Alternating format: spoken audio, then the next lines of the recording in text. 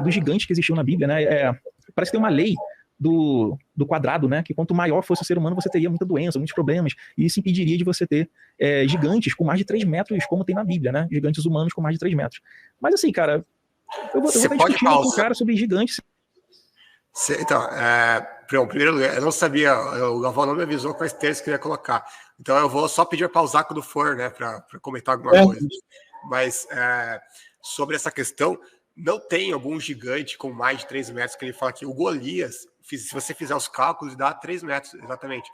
E eu não me lembro de algum... Tem um cara que ele vai falar que a cama dele, se não me engano, tinha o equivalente a 4 metros. Mas a cama é sempre maior do que a pessoa, né? Quando a Bíblia fala de gigantes, ela não está falando de pessoa que nem alguns aí falam, tem uma planista aí meio loucando as ideias, eu até esqueci o nome dele, é Juca, se não me engano, que ele fala que existiam gigantes com 200 metros, coisas assim. Não é esse tipo de gigante que a Bíblia fala. Gigante é no sentido de que a média de idade de estatura daquela época, se você for ver na Idade Média, outras épocas lá mais antigas, antiguidade, na época de Jesus, por exemplo, eu fiz uma pesquisa sobre isso, a média de altura das pessoas daquela época era 1,55 m, dos homens, inclusive, né? Então imagina você com 1,5 m ver um cara lá com 3 metros, né? Então, pô, isso aí é um gigante para você, né? Tem o dobro da sua altura, né? Mas não é um cara aí de 20 metros, que alguns falam aí, né? Exagerando completamente as coisas. Na Bíblia gigante não é isso aí. Inclusive, se você fizer uma pesquisa, você vai ver que tem um homem, alguns homens, né? Mas tem um específico, que eu não vou lembrar o nome dele agora, mas ele viveu há algumas décadas atrás, no século passado. Ele chegou a ter uma altura de 2,72 m, e ele continuava crescendo. Ele tinha uma doença que fazia que ele continuasse crescendo. Ele não tinha parado de crescer quando ele morreu. Só que ele acabou pegando uma infecção, se não me engano, no pé, e aí ele acabou morrendo abruptamente. Ele era novo ainda, eu acho que tinha 21 anos, uma coisa assim. E se ele continuasse crescendo, ele poderia talvez ter passado, se ele continuasse vivo, né? Como ele tinha essa doença que fazia ele continuar crescendo indefinidamente, ele poderia até passar do Golias, né? Então, se isso acontece até hoje em dia, por que a gente vai tratar com tanto ceticismo que a Bíblia fala, né, de ter havido gigantes no passado, né? Eu não acho que a gente tem que ter esse nível de ceticismo. Sim, exatamente, cara, exatamente. Hoje a gente vê aí pessoas 2 metros, 2 metros e tanto. O Golias que você citou aí, né? Não dá nem 3 metros, dá 2,98 m, alguma coisa aí, quando você calcula a quantidade de côvado, né? Que a Bíblia calcula lá a altura dele em côvado. Mas vamos lá, Lucas. Qualquer um desses jogadores da NBA aí, né? Muitos deles seriam considerados gigantes na perspectiva dos autores bíblicos, né? Sim. E até pra gente, né? O cara tá na frente da gente, o cara tem quase 2,40 m de altura. Caramba, que cara alto. É isso mesmo. Ia matar todos os animais e depois esses gigantes continuam ali. Então, o Noé, esses gigantes vieram da onde, depois do dilúvio? É uma contradição bíblica, eu queria que ele explicasse isso. Se tudo que tinha fôlego de vida pereceu no dilúvio, e só a família de Noé sobreviveu, da onde que vieram os gigantes que foram derrotados depois? Interessante, né? Quero saber disso aí. Deixa eu ver aqui. Aí ele falou que Deus não criou o mal. Cara, então a gente tem que jogar o texto bíblico fora. Pode, sim. Ele falou de onde que vem os gigantes. Bom, tem gente que acha que Noé ou alguém da família de Noé era um gigante. Eu não acho que seja necessário chegar a essa conclusão. Embora essa área não é minha, não entendo muita coisa de ciência aqui, mas é uma coisa fácil de entender. Por exemplo, eu sou negro? Não. Agora, eu poderia ter um filho que é negro? Poderia, né? Por quê? Porque se eu tiver um antepassado que é negro, existe alguma possibilidade do meu filho ser negro. Por exemplo, a minha mãe e o meu irmão, eles têm uma pele bem mais amorenada do que a minha. Não chega a ser negro, mas quase. E mesmo assim, eu nasci bem mais branco do que eles. Agora, se eu tivesse um antepassado que é negro, poderia ter um filho negro, mesmo eu não sendo negro. Por que eu estou falando isso? Porque existe essa questão genética que você vai transmitindo para os seus. Então, o que eu acho que aconteceu ali? Como no mundo antediluviano havia muita mistura entre eles, então houve, inclusive, pessoas que não eram gigantes se envolvendo com pessoas que eram gigantes nesse sentido, né, que eu acabei de falar agora, não de 20 metros, etc. Né? Então, o que aconteceu? Esse gene do gigantismo, ele continuava nas pessoas daquela época. Provavelmente não é a família dele, né? Eles tinham esse gene, mesmo que eles próprios não fossem gigantes. E aí, de modo que os filhos deles ou outras pessoas ali, né, com o passar do tempo, acabaram desenvolvendo o gigantismo e se tornaram gigantes de fato. Então, não é preciso que o próprio Noé, pessoalmente, fosse gigante ou alguém da família dele. Né? Basta que houvesse essa mistura dos antepassados de Noé para que o gene acabasse sendo passado adiante e futuramente viesse a nascer pessoas assim. É engraçado, Lucas, porque, por exemplo, esses camaradas, quando vai defender a origem da vida, eles dizem que a vida veio da não-vida. Mas para alguém ser gigante, tem que ter sido filho de gigante. Ou seja, gigante só pode vir de gigante, mas a vida pode vir da não vida. Então, isso é uma contradição incrível, cara, incrível. Bem lembrado, muito bom. Cara. Mas vamos lá. Fala, né, que em Isaías, do rolo do grande Isaías do manuscrito do Mar Morto, fala que Deus cria o Tov e o Ra. O Ra são as ações que causam maldade. Deus, ele fala que ele é quem fere e ele é quem mata. Eu acho que ferir e matar se encontram nessas categorias de coisas ruins. Ele é quem cria o vaso de desonra. Ou seja, como é que a pessoa vai ser julgada por algo que Deus, ele de antemão preparou como o ímpio para o dia do castigo? Ele fala, ele que enriquece, ele que empobrece. Deus, ele cria ações, por exemplo, que fazem com que a mãe, ela coma a carne do próprio filho. Ele faz com que o povo seja cercado pelos inimigos e que isso vai causar com que a mãe tenha que comer a carne do próprio filho. Deus, ele dá regras de escravidão. Ele ensina como você vender sua filha como escrava, como proceder, por exemplo, quando você achar alguém num eu acho melhor pausar, porque já está misturando um monte de assunto aí, e aí eu já nem vou conseguir pegar todos ali. Mas, bom, ele falou da questão de que Deus faz o mal e etc. Quando a Bíblia fala que Deus, bom, em primeiro lugar, tem muitas vezes que a Bíblia fala que Deus faz alguma coisa, quando na verdade Deus apenas permite algo, né? Então, por exemplo, no livro de Jó, vai falar lá no final que Deus fez com que Jó sofresse tudo aquilo. Mas se você pega lá o primeiro capítulo de Jó, você vai ver que Deus apenas permitiu, que Satanás que fez aquilo. Deixa eu ver se eu consigo pegar aqui o versículo exato. Vamos lá para Jó, capítulo 1. Deixa eu ver aqui. Tá, certo dia os anjos vieram apresentar-se ao Senhor e Satanás veio com eles. O Senhor disse a Satanás, de onde você veio? Satanás respondeu, de perambular a terra e andar por ela. Disse então o Senhor a Satanás, reparou em meu servo Jó? Não há ninguém na terra com ele, íntegro, irrepreensível, homem que teme a Deus e evita o mal. Será que Jó não tem razões para temer a Deus? Respondeu Satanás. Acaso não pusestes em volta dele uma cerca da família dele, de tudo que ele possui? Tu mesmo tens abençoado tudo que ele faz, de modo que os seus rebanhos estão espalhados por toda a terra. Mas estende a tua mão e fere tudo que ele tem, e com certeza ele te amaldiçoará na tua face. O Senhor disse a Satanás, pois bem, tudo que ele possui está nas tuas mãos, apenas não encoste um dedo nele. Então Satanás saiu da presença do Senhor. E aí depois que vai narrar todas aquelas maldades que Satanás fez com ele, ou seja, Deus permitiu, Deus deu a permissão para Satanás, e Satanás é o agente que de fato praticou o mal e tentou o mal contra a vida de Jó. No entanto, quando chega lá no final do livro, o próprio Jó vai falar que o Senhor fez aquelas coisas com ele. Por quê? Porque no hebraico, isso é uma coisa que o Rodrigo Silva, outros doutores do hebraico, eles comentam, não tem uma palavra específica que é traduzida por permitir. Então o hebraico, ele muitas vezes vai usar a voz ativa para coisas que na verdade não é ativo, não é Deus que ativamente fez aquilo, que Deus apenas permitiu aquilo no caso, né? Então, por exemplo, tem um texto também bastante conhecido que o faraó tinha mandado matar a todos os bebês, homens hebreus do Egito, e aí o texto vai falar que as parteiras hebreias fizeram viver os meninos. Só que isso a gente foi traduzir o texto literalmente, ao pé da letra, como está no hebraico. Mas óbvio que as parteiras não deram a vida literalmente para os meninos. Elas apenas permitiram que os meninos vivessem na medida em que elas não mataram eles. Entende? Então é um fazer no sentido de permitir. E muitas vezes, isso aqui é um erro que eu vi o tempo inteiro ele citar no debate, eu acho que você deve ter selecionado alguma parte mais para frente, mas muitas vezes ele vai pegar textos em que Deus aparentemente faz alguma coisa, quando na verdade é Deus permitindo que alguma coisa acontecesse, porque ele tinha um propósito maior por detrás daquilo, e não como se Deus ativamente tivesse fazendo aquilo. Agora, sim, tem vezes sim que Deus vai fazer, entre aspas, o mal, mas não é um mal moral, mas sim um mal punitivo, um mal de correção contra pessoas ímpias. Então, tem muitas ocasiões, por exemplo, né? A Ananias e Safira, eles mentiram contra o Espírito Santo, como consequência, eles morreram, né, pela atuação do Espírito Santo. Matar alguém, a morte, sim, é uma coisa ruim, certo? Pode ser considerado um mal, talvez, mas não é um mal moral. Por quê? Porque ali foi um julgamento que Deus fez sobre a vida deles. É a mesma coisa, por exemplo, a lei de Moisés tinha pena de morte. As nossas leis também, hoje em dia, pouca lei tem pena de morte, mas se a gente for ver as leis de outros países, Estados Unidos mesmo, tem pena de morte, ao longo da história sempre teve pena de morte. Ninguém vai considerar isso um mal moral. Por quê? Porque a pena de morte era dada para pessoas que mereciam morrer. Inclusive, Deus preparou o juízo justamente para punir os que praticam o mal. Então, muitas vezes, o mal que a Bíblia diz que Deus faz não é o mal moral, no sentido de eu vou trazer intencionalmente o mal a uma pessoa inocente, que não fez nada por merecer, né? Não, é um mal no sentido de punir as pessoas ímpias que merecem, né, ser punidas. Então é um mal no sentido punitivo. Deus nunca vai fazer o mal deliberadamente para uma pessoa boa que não fez nada para merecer aquilo. E outra, né, Lucas? A Bíblia diz que Deus a ninguém tenta. Justamente nesse aspecto de Deus induzir o camarada ao pecado, ao mal. Né? Então, esse camarada, na verdade, cria um espantalho. Né? A ideia lá, Deus criou o mal, porque até no contexto, por exemplo, lá de Isaías, quando Deus vai dizer eu crio o mal, né? Quando ele disse eu crio o mal, o contexto ali é calamidade.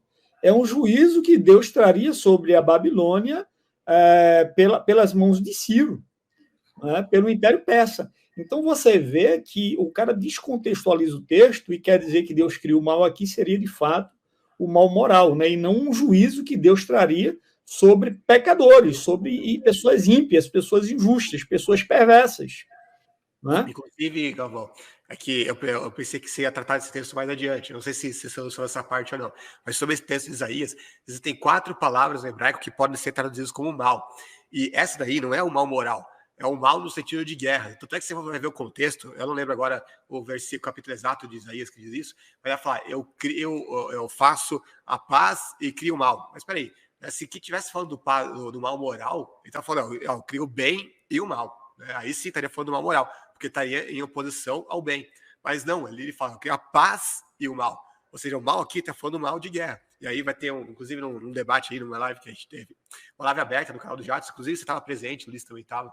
Teve alguém que falou, então a guerra é uma coisa boa, então, né? Alguém querendo discutir isso. Bom, dependendo da situação, sim, a guerra se faz necessária. Por exemplo, se eu sempre dou esse exemplo, que é o mais óbvio, né, é o mais simples das pessoas entenderem. O que aconteceria com o mundo se os aliados não se unissem para fazer guerra contra Hitler e os nazistas? Né? O mundo todo teria dominado pelos nazistas até hoje. Né? Então, creio que qualquer pessoa com o mínimo de racionalidade vai entender que, em algumas circunstâncias, a guerra é, sim, moralmente justificável. Então, aqui, a gente já está falando do mal moral. Deus não cria um mal moral. O mal moral vem da nossa própria natureza maldosa, né? Que praticam o mal. Deus, quando ele vai falar do mal, aquilo mesmo que eu já tinha falado lá, é para punir a maldade dos maus, ou então, né, nesse sentido aí, né, de permitir guerras em situações em que elas são necessárias, né? Como você bem apontou ali, né? O povo pecou, então, como castigo, né, como a recompensa que eles teriam pelos atos pecaminosos deles seria Deus tirar a cerca de proteção que guardava eles para permitir que um exército estrangeiro fosse lá e conquistasse eles. A mesma coisa com Jó, eu acabei de ler aquele texto, né, que diz que Deus colocava uma cerca de proteção espiritual em torno de Jó, impedindo que Jó tivesse infortúnios na vida dele. E aí, depois que acontece tudo aquilo lá, que a conversa lá que Satanás teve com Deus, aí ele fala, bom, beleza, eu vou permitir tirar essa cerca de proteção para ver o que acontece com ele, se ele é fiel ou não. É isso mesmo que aconteceu com Israel. Então, inclusive, eu não sei se você pegou esses trechos, mas ele vai citar várias vezes no debate essas passagens onde Deus manda um exército inimigo e tal, quando na verdade, se a gente vê o contexto, é simplesmente Deus retirando essa proteção espiritual que guardava Israel, porque aqui a gente tem que contextualizar.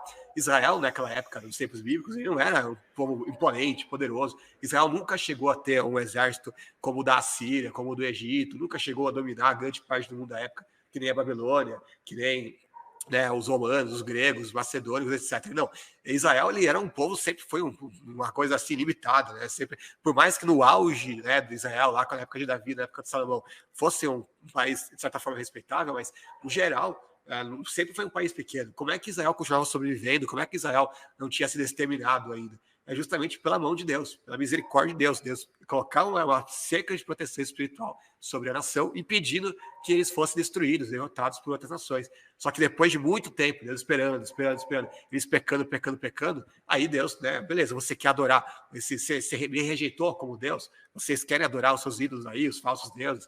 Aí, na época de Elias, por exemplo, tinha só 7.000 joelhos que não tinham se dobrado perante Baal. Aí Deus fala, bom, beleza, então agora eu vou deixar de fazer essa proteção espiritual, essa proteção especial que eu faço para vocês, eu vou largar minha mão, vou tirar minha mão, já que vocês querem adorar esses deuses aí, não a mim, então não tenho mais razão para proteger vocês. E aí sim, que aí tinha povos inimigos que estavam em batalha com eles, derrotavam eles, e numa guerra, obviamente, atrocidades vão acontecer. Mas não é que Deus estivesse planejando ativamente fazer essas atrocidades contra eles, é simplesmente Deus permitindo que essas atrocidades acontecessem, porque como um juízo sobre um povo pecador, um povo que, né, ímpio, um povo que era idólatra e tudo mais, e que praticava coisas como sacrifícios infantis, um monte de atrocidades que eles faziam, e as mesmas coisas que levaram os cananeus, né, a perderem, a serem expulsos da terra, né, que a gente pode entrar nesse tema mais adiante.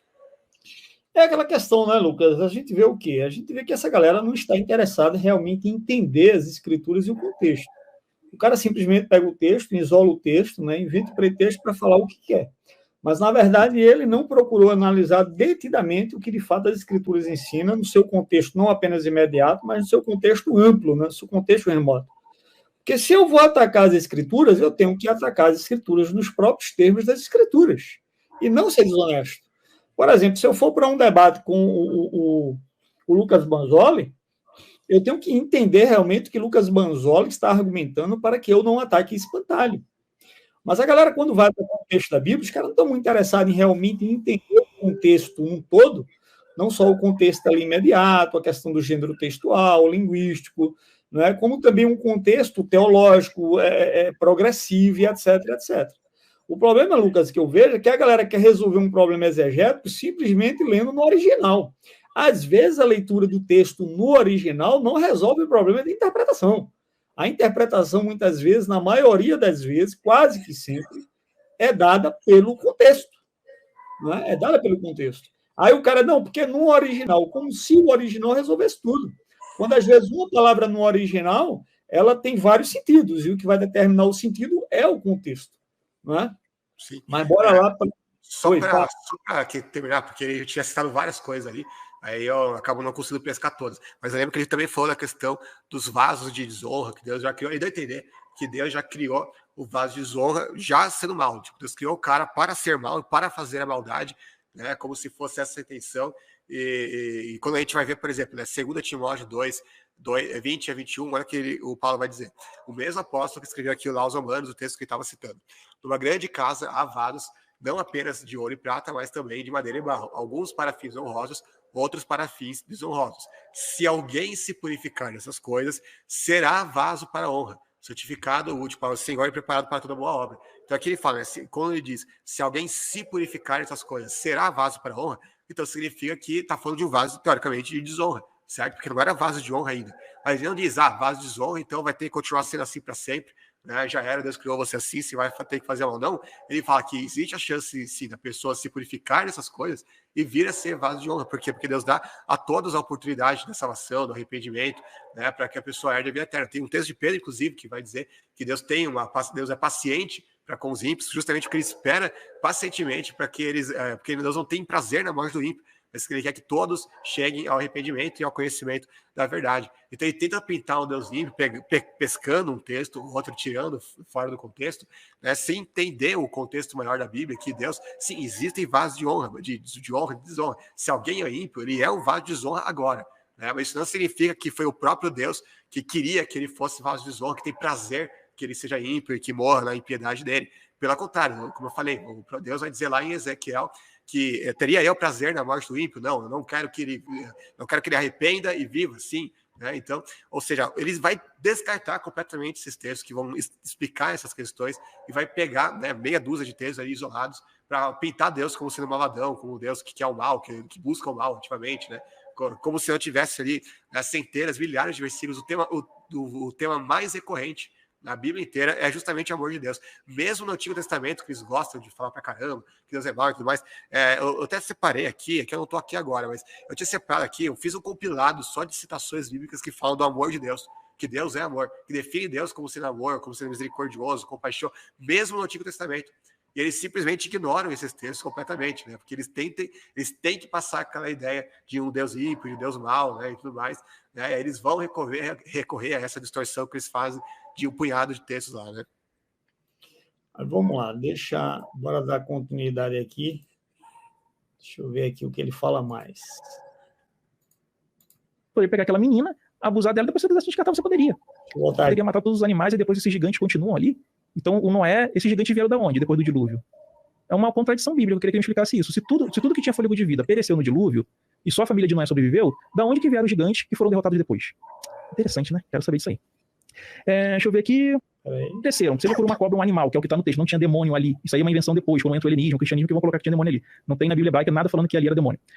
Então, eu queria saber, né, como é que fica esse Deus aí que falha, né? Um Deus que falha, um Deus perfeito que falha em seu plano, né? Depois falhou novamente. É estranho, né? E ele falou que acredita no Jonas e baleia, né? Só que ele é predador, é grande peixe, não necessariamente seria uma baleia. Você tá colocando uma velocidade aumentada que tá muito rápido aqui para mim. Tá na velocidade aumentada. Quer que eu diminua? coloca na velocidade normal e... Nossa, 1.75. Põe na velocidade normal e coloca de novo, porque aí vai ficar mais fácil de pegar que eu não tô falando. Deixa eu pegar aqui. Então, se Deus causa de forma deliberada dor e sofrimento desnecessário, como matar criança, logo ele está praticando o mal, né? Lucas, ele diz aqui, né, que Deus ele efetua dor, né, e maldade desnecessária. É a ideia lá, né, do argumento do mal desnecessário. Agora sim, cara, como é que ele sabe que esse mal é desnecessário? Né? Desnecessário segundo quem, né, velho?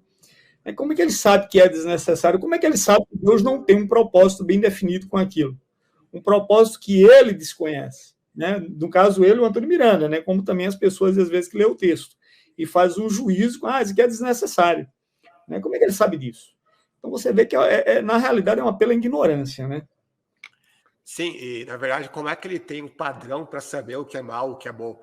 Né? Isso daí é algo que como o Cogos ele é mais essa área da filosofia, eu esperava que ele fosse apertar mais o Antônio nesse ponto, que é com certeza algo que você e o Jadson faria, né? Se tivesse lá. Ele não falou isso, infelizmente. Mas se ele quer acusar Deus de ser mal, ele tem que ter um padrão absoluto, né, de moralidade para acusar Deus de ser mal. E ele não tem esse padrão. Ele próprio é contra a moralidade objetiva. E mesmo assim, ele quer acusar Deus. Quer dizer, a moralidade objetiva não existe, mas Deus é objetivamente mal. Né? Então é complicado, né? É dizer assim, não, Deus está errado por ter feito isso. Beleza, mas errado segundo que padrão moral? Porque o padrão moral de Antônio Miranda é o quê? É o relativismo, é o subjetivismo, é convenção social, sabe? É intuicionismo. Essas paradas que os ateus defendem. Então, ele não tem um padrão moral objetivo, universal e absoluto para determinar que o que Deus está fazendo é errado. Agora, se ele quiser dizer que Deus está errado porque a própria Bíblia diz que Deus é bom e agora Deus está fazendo coisa malévola, ele teria que mostrar um texto na Bíblia dizendo que o porquê, o fato de Deus ser bom impede que Deus haja como ele queira agir. Ele teria que ter um texto dizendo assim, Deus é bom, logo Deus não pode fazer o que ele quiser fazer. Né? Porque Deus não é só bom, Lucas. Deus é bom, mas também ele é justiça, ele é também soberano, ele é criador, ele é senhor sobre todas as coisas. E como senhor criador sobre todas as coisas, ele faz com aquilo que é dele. Ele diz, eu dou a vida e eu tomo a vida. Sou eu que dou a vida. Né? É igual eu estava perguntando a um ateu outro dia. Porque Deus aqui mandou matar. Eu disse, tá bom, você fica aqui só no sexto mandamento. Não, Deus mandou matar. Porque o cara diz, a Bíblia diz, Deus não matarás, mas também a Bíblia diz, não adulterarás. Não adulterarás. A pergunta é, Deus pode adulterar? Não. Deus pode roubar? Como é que Deus rouba aquilo que já é dele? Não faz sentido. Então, como é que Deus assassina alguém? Deus não assassina ninguém, cara. Deus simplesmente tira a vida daquelas pessoas que ele deu a vida. E ele dá e ele toma. Por quê? Porque ele é Deus e Senhor soberano sobre a vida. Mas bora lá. Deixa eu escutar novamente aqui o Antônio. Aí tu manda parar aí, na hora que tu quiser. E ele falou que uma hora a questão do homem e do diabo. Aí vamos ver aqui, ó. Se Deus ele fala no Isaías que ele, Deus, quem faz tudo isso, será que o diabo seria um outro Deus? Né? Seria um dualismo? Porque no contexto de Isaías... Pode pausar aqui. A Bíblia nunca faz um dualismo entre Deus e o diabo, nunca diz que o diabo tem o mesmo poder de Deus. E esse texto que está citando é aquele mesmo texto de Isaías que eu já falei, acho que está lá em Isaías 42, que, como eu falei, não está falando de mal moral. Ali, na verdade, está falando mal do estilo de guerra e num contexto em que é uma guerra justa. Então, não tem nenhuma razão para ele dizer isso. Só comentando uma coisa que você acabou de falar, o Rodrigo Silva, ele costuma fazer uma analogia muito boa nesses casos, que ele diz que se alguém, hoje em dia, for lá e quebrar o quadro da Mona Lisa, né, destruir, vandalizar o quadro, vai ser preso, obviamente, vai ter que pagar por isso. Agora, se o próprio Da Vinci, ele tivesse no dia de hoje, ele quisesse destruir o seu próprio quadro, ele teria toda a liberdade do mundo para isso. É o quadro dele, ele faz o que ele quiser com o quadro dele. Então, querer comparar Deus, nivelar com os seres humanos, é uma coisa meio absurda, porque, primeiro, que Deus ele tem um entendimento muito maior do que a gente para saber o que é melhor, o que é pior do que a gente. A gente nunca vai compreender plenamente os planos de Deus. E segundo, porque Deus é o criador e dono de tudo. Então, ele teria todo o direito de fazer isso se ele quisesse. E mesmo assim, o que eu mostro no livro é que Deus não faz esse mal que ele poderia fazer, ele teria o direito de fazer, se ele quisesse. Entende? Que quando a gente vai na Bíblia, a gente vê que Deus usa esse tipo de mal, essa punição contra pessoas ímpias. Ele não vai punir e castigar pessoas boas que não merecem. Então, é isso que a gente tinha para falar sobre isso. Pode continuar. Peraí. Beleza, deixa eu passar aqui. Cadê? Vamos lá. Deixa eu... dualismo persa, né? Do Zaratustra e Arimã. Aí Deus fala isso, que eu que faço todas essas coisas. Aí ele tá falando que não é o diabo, ou se a gente pegar o homem, se é o homem a gente tem um problema, porque antes já tinha a árvore do conhecimento do que é bom e do que é mal. Então, antes do homem pecar já tinha o mal, né? Então a gente tem essas coisas aí. Então, ele falou que antes do homem pecar, eu tinha o mal. Não, ele só pecou depois que ele comeu a árvore da vida, entendeu? Para ele conhecer, da árvore do conhecimento do mal, perdão. Para ele conhecer o mal. Ou seja, não é que o mal já existia antes. Lógico que, antologicamente, o mal já existia antes, porque ele já tinha sido criado lá quando o Satanás ele se rebela lá com Deus, o mal já tinha surgido ali. Agora, ele está querendo dizer que como se já houvesse o mal na Terra, na humanidade, antes disso.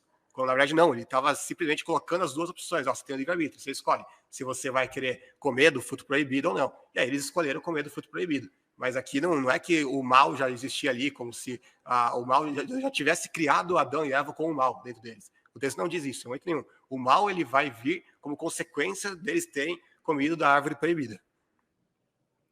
Exatamente, Lucas, exatamente. E outra, né, cara, voltar para aquela mesma questão, né? A galera tá o tempo todo querendo questionar as ações de Deus, cara. E isso, na realidade, é simplesmente discordar do modus operandi divino, né, cara? Não, porque Deus mandou matar, sim, cara. Qual o problema disso? É ele que tem que resolver. Porque se ele acha que realmente isso é errado, eu quero saber segundo qual padrão, né? Esse é o problema dele, né? Mas bora lá. Ele falou que para Deus nada é impossível, só restaurar. Deixa eu dar um pulozinho aqui, porque aqui ele já vai entrar em outro assunto, mas tem outra fala dele sobre essa questão, lá no minuto 2 horas e 34, né? Ele traz uma questão aqui para o Cogos. Deixa eu ver aqui. Você acha que conhece a história? Pense novamente. Ícones, heróis, lendas. Por isso que a sua leitura é errada. Você lê o Antigo Testamento e o Novo como se fossem coisas distantes, como se Deus não estivesse preparando a humanidade, usando as próprias falhas dos sistemas humanos para levar o homem até a plenitude das regras de Cristo. Lucas, fala um pouco sobre essa questão aqui, se possível, que Paulo Cogos levantou, que é justamente aquele texto, quando o apóstolo Paulo vai dizer que a lei do Antigo Testamento era um aio, porque o propósito da lei era conduzir o homem a Cristo, mostrar que o homem era um pecador miserável, desgraçado, e o conduzir a Cristo. E outra, cara, quando essa galera lê a Bíblia, eles não entendem o mínimo do que é progressão revelacional, que Deus ele revela-se progressivamente no decorrer da história. Fala um pouco aí, Lucas, sobre isso. Sim, inclusive tem um texto, estou vendo se eu encontro o texto aqui, onde o próprio Senhor Jesus, ele vai, aqui, Mateus 19:8. Moisés lhes permitiu divorciar-se de suas mulheres por causa da dureza do coração de vocês, mas não foi assim desde o princípio. Ele vai mostrar que no princípio Deus criou Adão e Eva e tudo mais, e que os dois seriam uma só carne, etc. Né? Ou seja, ele está mostrando aqui que Deus deu uma lei que era, de certa forma, era permissiva para os israelitas, não que era o padrão ideal, não que era o que Deus almejava como a finalidade última, mas sim como aquilo que era o mais que era necessário para aquele período. Como assim? O que ele quer dizer aqui é o seguinte: se Moisés chegasse lá e já proibisse o divórcio logo de cara, provavelmente eles iam só virar as costas para Moisés, apedrejar Moisés e fazer as leis deles lá. Não teria nem aí para isso. Da mesma forma, se Moisés chegasse lá e falasse, tá proibido fazer escravidão, todos os povos podem ter escravidão, não tem problema, mas vocês sim, vocês não podem fazer nada de escravidão. O que eles iam fazer? Não quero saber mais de você, Moisés, ia virar as costas para ele, apedrejar Moisés, matar Moisés e ia fazer as leis deles lá.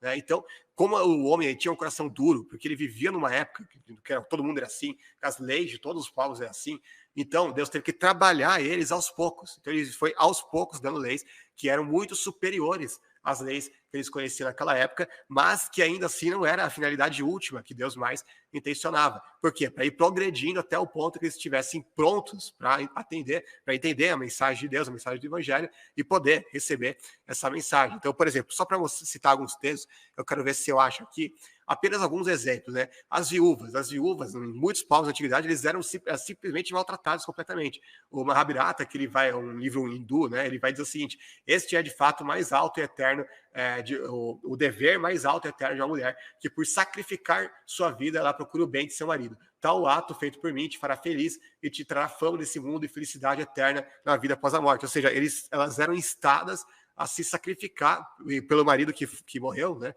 Porque a vida da mulher era considerada inútil depois que o marido morria.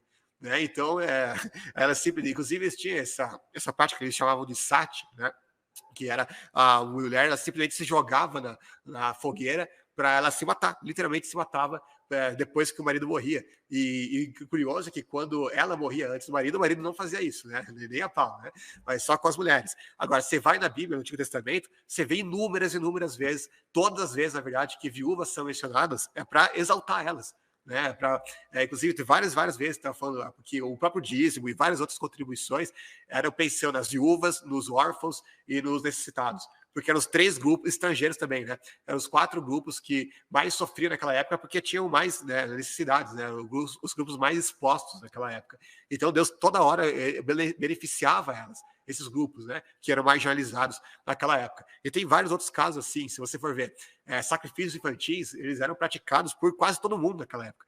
Tem registros de sacrifícios infantis no Egito, na Grécia, em Roma, até no Novo Mundo aqui, né, nos astecas, maias, né, você encontra sacrifícios infantis, celtas, fenícios, tudo mais. Você encontra sacrifício infantil em quase toda parte naquela época. E Deus proíbe isso na lei dele. Né, que mais? Infanticídio, que é uma coisa um pouco diferente, mas que não é um sacrifício a uma divindade, propriamente dito, mas é tipo, você nascer, isso era muito comum na Grécia, em Roma também. Você nascia, e aí se o pai não gostasse do filho, não invocou, muitas vezes isso acontecia quando ele nasceu com deficiência, ou então quando era mulher, porque a mulher era considerada um ser inferior. É outra coisa que a Bíblia muda também, né? E aí ele não ficava com o filho, ele simplesmente largava o filho ali para morrer mesmo, né? Deixava ali para morrer no inverno e tal. E ninguém socorria, ninguém fazia nada. Era muito grande a quantidade de infanticídio naquela época. Ou até mesmo de aborto também tinha bastante. Então, se a gente for ver a introdução do meu debate contra o David Ribeiro, eu vou falar muito dessas questões. A questão do sábado, por exemplo, né? Sem estar na questão teológica, da guarda do sábado ou não, o fato é que na antiguidade inteira, todos os povos trabalhavam 7 dias por semana. Eles só iriam descansar em situações muito específicas, como tinha uma solenidade, uma festa religiosa que acontecia, sei lá, uma vez por mês, coisas assim, né? Mas não tinha um descanso semanal. Então, você tinha que trabalhar, até os escravos, né? Todo mundo, não só os escravos, qualquer pessoa comum, trabalhador comum, tinha que trabalhar os 7 dias por semana. Né? Se você, muita gente está escutando a gente agora, não suporta trabalhar 6 vezes por semana, às vezes até 5 já está difícil, imagina trabalhar os 7. Né? E o primeiro povo que foi ter um dia de descanso é justamente os israelitas, justamente com o mandamento lá do sábado. Né? Então, tem muita coisa que a Bíblia, que o Antigo Testamento é revolucionário. Mais um exemplo aqui. Eu não estou fugindo do tema, só estou dando esses exemplos para mostrar como que a lei ela foi um avanço monumental, a lei de Moisés, em relação ao que existia antes. Só que ela não era o fim último, entende? Então, só continuando aqui. Por exemplo, filhos castigados pelos pecados dos pais. Isso era muito, muito comum. Você pega o Código de Hammurabi, tem isso... Oi? Sim, sim. Você pega o Código de Hammurabi, tem isso em toda parte, né? Por exemplo, você está aqui o verbete 229 e 230, essas duas leis aqui. Mas é o seguinte: se o arquiteto constrói para alguém e não o faz solidamente, e a casa que ele constrói cai e fere de morte o proprietário, esse arquiteto deverá ser morto. Se fere de morte o filho do proprietário, deverá ser morto o filho do arquiteto. Então, olha que loucura, né? O filho do arquiteto, que não tinha nada a ver com isso, né? Ele tinha que ser morto por causa do erro de cálculo ali, né? Da construção mal feita pelo pai dele. É uma coisa completamente absurda. E tinha várias leis que tinham isso aí naquela época. Né? Para escrever o meu livro lá da história da misoginia, eu consultei todas as leis que eu pude encontrar no mundo antigo e grande parte delas tinha essas porcarias aí. Inclusive, nas leis da Síria, o Paul Cope, ele comenta sobre isso. Elas não puniam o estuprador pelo estupro, eles puniam a esposa do estuprador. Então, o estuprador estuprou lá, fulano de tal, então eles iam lá e puniam a esposa dele, né? Você vai receber o mesmo que você fez, né? Então, a sua esposa vai ser estuprada por uma gangue aí, né? Que, cara, é uma coisa absurda, né? Aí você vai ver nas leis do Antigo Testamento, não tem nada disso, pelo contrário, vai ter vários e vários textos bíblicos que vão falar que os filhos não vão ser responsabilizados pelos pecados dos pais. Está lá em Deuteronômio 24:16. Os pais não serão mortos em lugar dos filhos, nem os filhos em lugar dos pais. Cada um morrerá pelo seu próprio pecado. 2 Reis 14:5-6. Vai dizer também que o rei não matou os filhos assassinos de acordo com o que está escrito no livro da lei de Moisés. Matou apenas os assassinos. Né? Então a lei vai ser revolucionária. A gente acabou de falar que o estupro nas leis antigas, tem essa questão aí das leis da Síria punirem a esposa do estuprador pelo estupro, mas em outras leis que não são tão cruéis assim, mas tipo, você estuprava, né, não dava nada. no máximo, se você estuprasse alguém da aristocracia, ou uma rainha, alguém importante assim, aí pegava mal. Mas se você estuprasse alguém do povo, tipo, dane-se, eles nem se importavam com isso. E na lei de Moisés, não, você tem. A lei punia com a pena capital, esse tipo de crime, né? E tem vários outros aqui, por exemplo, o Código de Assura vai falar. O Código de Assura, para quem não sabe, é um código também da Assíria. O homem pode bater em sua esposa, puxar seus cabelos, machucar ou furar sua orelha. Ele não comete crime nenhum com isso. Ele vai dizer também no Código de número 17: as prostitutas e as servas com véus terão suas roupas apreendidas e 50 golpes infligidos sobre elas e betume derramado em suas cabeças. Imagina se uma lei dessa aqui tivesse na Bíblia, né? O que eles iam estar comentando? Mas como na Bíblia não tem nada que autorize bater na mulher, e aliás, isso é uma coisa que você nota em todas as leis antigas, todas elas autorizavam o marido, não apenas leis antigas, não. Se você pegar lá códigos medievais, inclusive, sem Tomás de Aquino mesmo, que era cristão, ele na Suma Teológica fala que o marido é autorizado a espancar a mulher. Então você vê que mesmo quando depois, inclusive, da época cristã, as leis continuavam permitindo esse tipo de coisa. E você não encontra na Bíblia nada que autorize qualquer tipo de coisa desse tipo. Pelo contrário, né? Vai falar aqui para os homens tratarem a mulher, né? O marido trata a mulher como um vaso de honra, como um vaso mais frágil, né? E tudo mais, para se sacrificar por elas, né? Para viver por elas, dar sua vida por elas como Cristo se sacrificou e deu sua vida pela igreja. Né? O contrário daquilo que a gente vê nas leis da época. Enfim, em vários outros aspectos, os códigos bíblicos foram absolutamente revolucionários. Tem, inclusive, leis na China, não sei se você já ouviu falar dos pés de lótus. O que é esse pé de lótus? Eles, literalmente, eles deformavam o pé das mulheres para ficarem... Eu vou compartilhar a tela aqui, porque senão só minha descrição aqui talvez seja insuficiente para entender. Se puder colocar na tela. Boa. Então, aqui, eu vou colocar, inclusive, maior. Aqui, isso daqui eram os pés de lótus. Eles deformavam os pés das mulheres para ficarem desse jeito aqui. E existem vários relatos, vários depoimentos, porque essa prática lá continuou até o início do século passado. Ela só foi acabar por causa da influência e da pressão de missionários cristãos na China. E aí você vai ver que tem vários depoimentos que falam que durante anos, né, as meninas elas tinham o pé delas deformado dessa forma, e elas descreviam o horrível, terrível sofrimento que elas tinham com uma prática como essa, olha aqui, né? Ela ficava com o pé enfaixado, né? E às vezes até o dedo caía do pé, olha, coisa terrível, né? E tudo isso para agradar uma espécie de feitiço dos homens lá na China, que tinha por um pé perfeito, entre aspas, mesmo que fosse deformadão aí, desse jeito, né? E aí na Bíblia a gente vê que é exatamente o contrário, né? Que já li alguns desses, aí você vai ver, por exemplo, Provérbios, né? Falando que a mulher, o esposo exemplar, feliz quem encontrar, é mais valiosa que os rubis. Aí tem, inclusive, na Bíblia, outra coisa que vai diferenciar, porque várias leis do mundo antigo proibiam as mulheres de trabalhar fora, de ter profissões, né? Elas eram só donas de casa, e muitas leis, inclusive na Grécia principalmente, proibiam a mulher até de sair de casa, né? A mulher ficava trancafiada em casa praticamente todos os dias da vida dela, e mais especificamente um cômodo específico da casa. Ela nem sequer jantava com o marido dela, para você ter uma ideia. Né?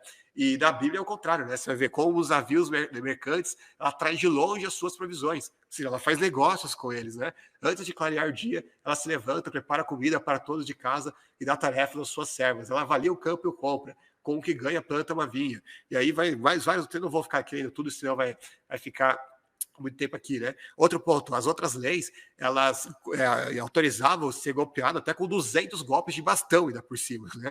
Para você ter uma ideia.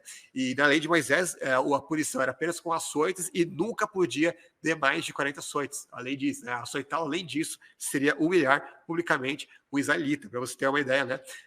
Não havia tortura também na Bíblia. Você nunca tem uma lei na Bíblia ordenando ou autorizando a prática da tortura. Nunca permite a tortura. O que é outra coisa que a gente vai ver nas outras leis. O Código de Hammurabi, por exemplo, vai permitir que arrancasse os olhos, né, das pessoas. Aliás, essa coisa de arrancar olhos e tudo mais, várias partes do corpo, inclusive o Código de Hammurabi, né, fala de arrancar língua, peito, mão, orelha, tem várias outras partes do corpo, inclusive, e outros códigos aí que eles vão mandar arrancar tudo, né, basicamente como punição. Você não vai encontrar nada disso na Bíblia. De punição de mutilar a pessoa como consequência por pecado. Inclusive, você vai ter, né, um texto bíblico de Paulo dizendo que o corpo é santuário do Espírito Santo. Né? Enfim, que mais? Aliás, escravidão, né? A gente falou rapidamente da escravidão, ele mencionou a escravidão ali, nesse trecho aí que a gente tinha passado agora há pouco dele, e a escravidão na Bíblia era um escravo hebreu que trabalhava durante 7 anos, justamente porque ele tinha que pagar uma dívida naquela época, porque naquela época não tinha prisão que nem hoje, não existia um sistema penitenciário avançado que ele tem hoje. Então, se você se contraria uma dívida com alguém, você tinha que pagar, né? Você tinha que trabalhar para essa pessoa para pagar essa dívida. E mesmo assim, a Bíblia diz que você só vai trabalhar para essa pessoa por no máximo 7 anos. Depois disso, a pessoa estava liberada desse trabalho, não trabalhava mais que isso. Então, é totalmente revolucionário, totalmente diferente daquilo que existia naquela época. Inclusive, o Código de Hammurabi, está aqui na tela, ele vai dizer que se alguém abrigasse um escravo fugitivo, este alguém deveria ser condenado à morte. E aí, você vai, inclusive o mestre da casa, né, deve ser condenado à morte. E aí você vai na Bíblia, olha o que diz ali: se o escravo refugiar-se entre vocês, não o entregue nas mãos do seu senhor. Deixe-no viver no meio de vocês pelo tempo que ele desejar, em qualquer cidade que ele escolher. Olha que interessante, cara. Eu pesquisei em todas as leis do mundo antigo, não encontrei nenhuma lei como essa. Esses textos aí o Antônio Miranda não cita, né, cara? Claro que esse não. Ele pega textos descontextualizados e apresenta para a galera que nunca leu os textos bíblicos num todo, achar que o que a Bíblia ensina é aquilo ali que ele está dizendo, totalmente descontextualizado. Exatamente. E esse trecho aqui é o que tem, esse texto aqui é o que tem de melhor para provar que os escravos em Israel, eles não eram torturados, eles não eram encarados como a propriedade, você pode fazer o que você quiser com eles. Por quê?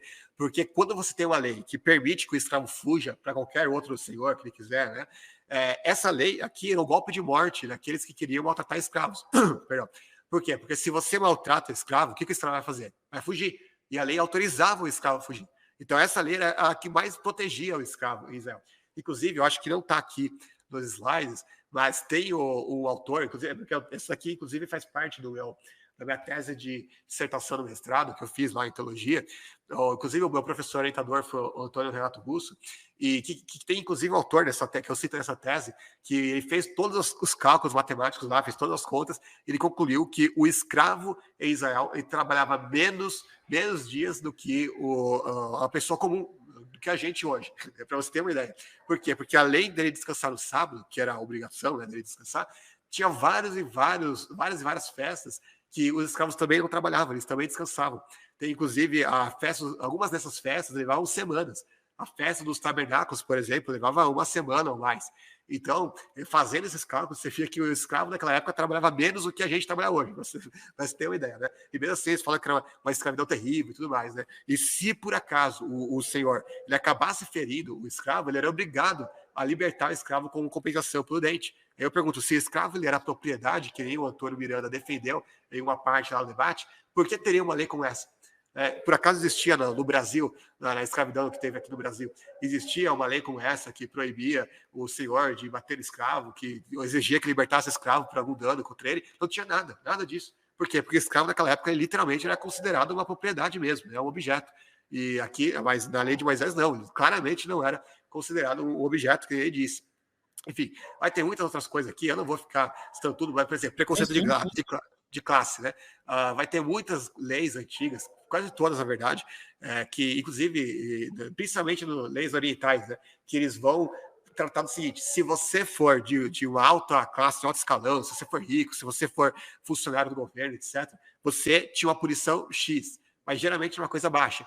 Agora, se você fosse dar ralé, aí já era, aí estava ferrado, né? Aí você vai pagar muito mais, né, do que a pessoa mais importante. Não existe nenhuma lei da Bíblia que seja de preconceito de classe, nenhuma. Pelo contrário, a lei o tempo inteiro.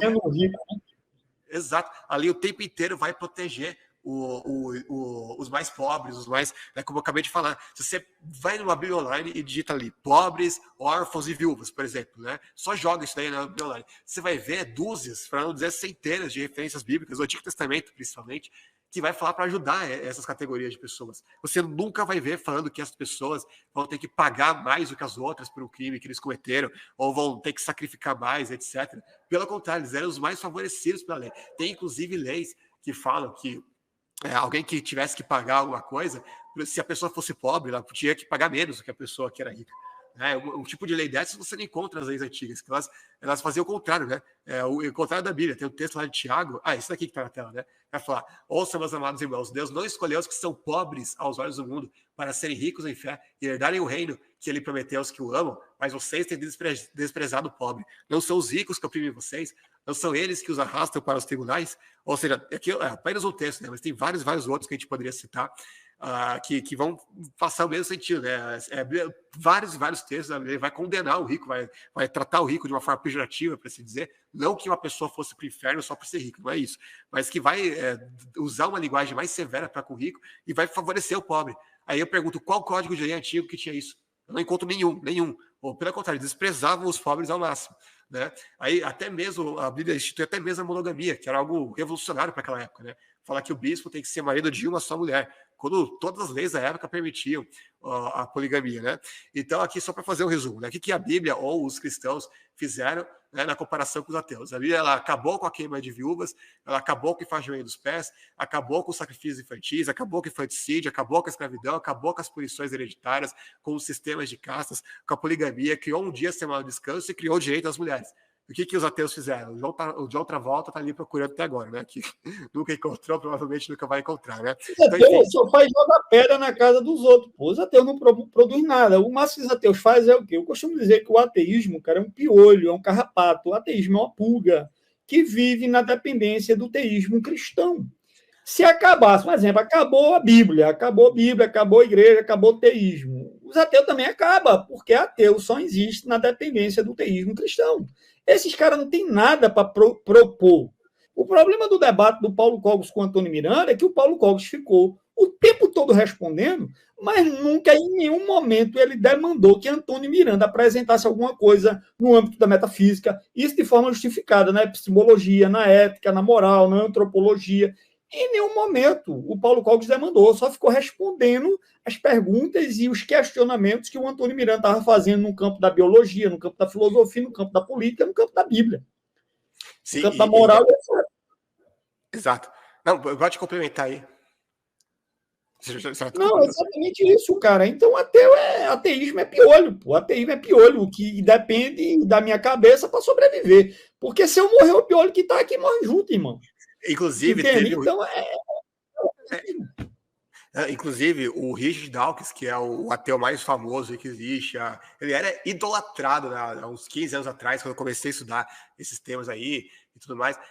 Ele era idolatrado, assim, só falavam dele, do Dawkins, né? E ele escreveu aquele livro famoso, Deus do Delírio, talvez o livro que mais levou a gente para o ateísmo, né? Foi esse livro. Inclusive, eu escrevi um livro em resposta a esse. E é engraçado que recentemente, acho que foi esse ano, no ano passado, ele começou a se dizer cristão cultural, né? Porque ele viu que você cristão cultural, né? Exato, porque ele viu que você Natal, exato, não, exatamente. Não, e engraçado é que ele começou a dizer tudo o contrário daquilo que ele diz no livro, que no livro ele ataca até o chamado cristianismo cultural, né? Ele viu, não, que você atacar o cristianismo leva a males maiores, coisas muito piores, que ele considera muito pior do que o cristianismo. E, inclusive, aquele slide lá que eu coloquei, tá errado, né? Quando eu falei que não tem ateus livros ateus / ateus, não tem nada. Na verdade, tem sim coisas que os ateus fizeram pelo mundo. Eles fizeram 100 milhões de mortos em genocídios, em regimes totalitários ateus, né? Em ditaduras de Estado ateístas. Então, esse é o fruto do ateísmo, né? Ou seja, você tira a religião. Claro que ninguém vai discutir isso. A religião foi responsável por muitos males na história da humanidade. Eu nunca vou passar pano para isso. Agora, você tira a religião fora, o que você teve? Você multiplicou exorbitantemente a quantidade de genocídios quando você arrancou a religião e, mais do que isso, você exigiu o ateísmo, né? Você forçou o ateísmo. Se você for estudar a história desses regimes ateus aí, o que eles fizeram foi 1000 vezes pior, até do que as piores coisas que a Igreja Católica fez, ou qualquer igreja protestante, ortodoxa, qualquer coisa que judeus, etc., tenham feito no passado. Ou seja, você tira a religião, o que você coloca no lugar acaba sendo, infelizmente, uma coisa ainda pior.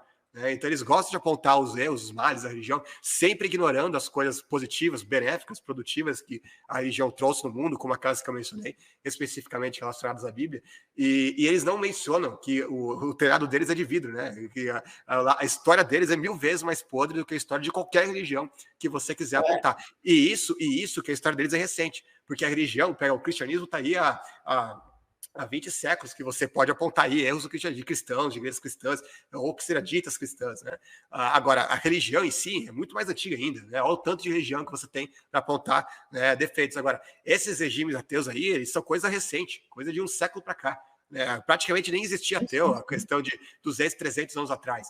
E mesmo assim já foi o suficiente para eles fazerem todo esse estrago no mundo em pouquíssimo tempo. Imagina se isso fosse muito mais antigo, né? Se eles estivessem fazendo isso no período de tempo que os religiosos já existiam, né?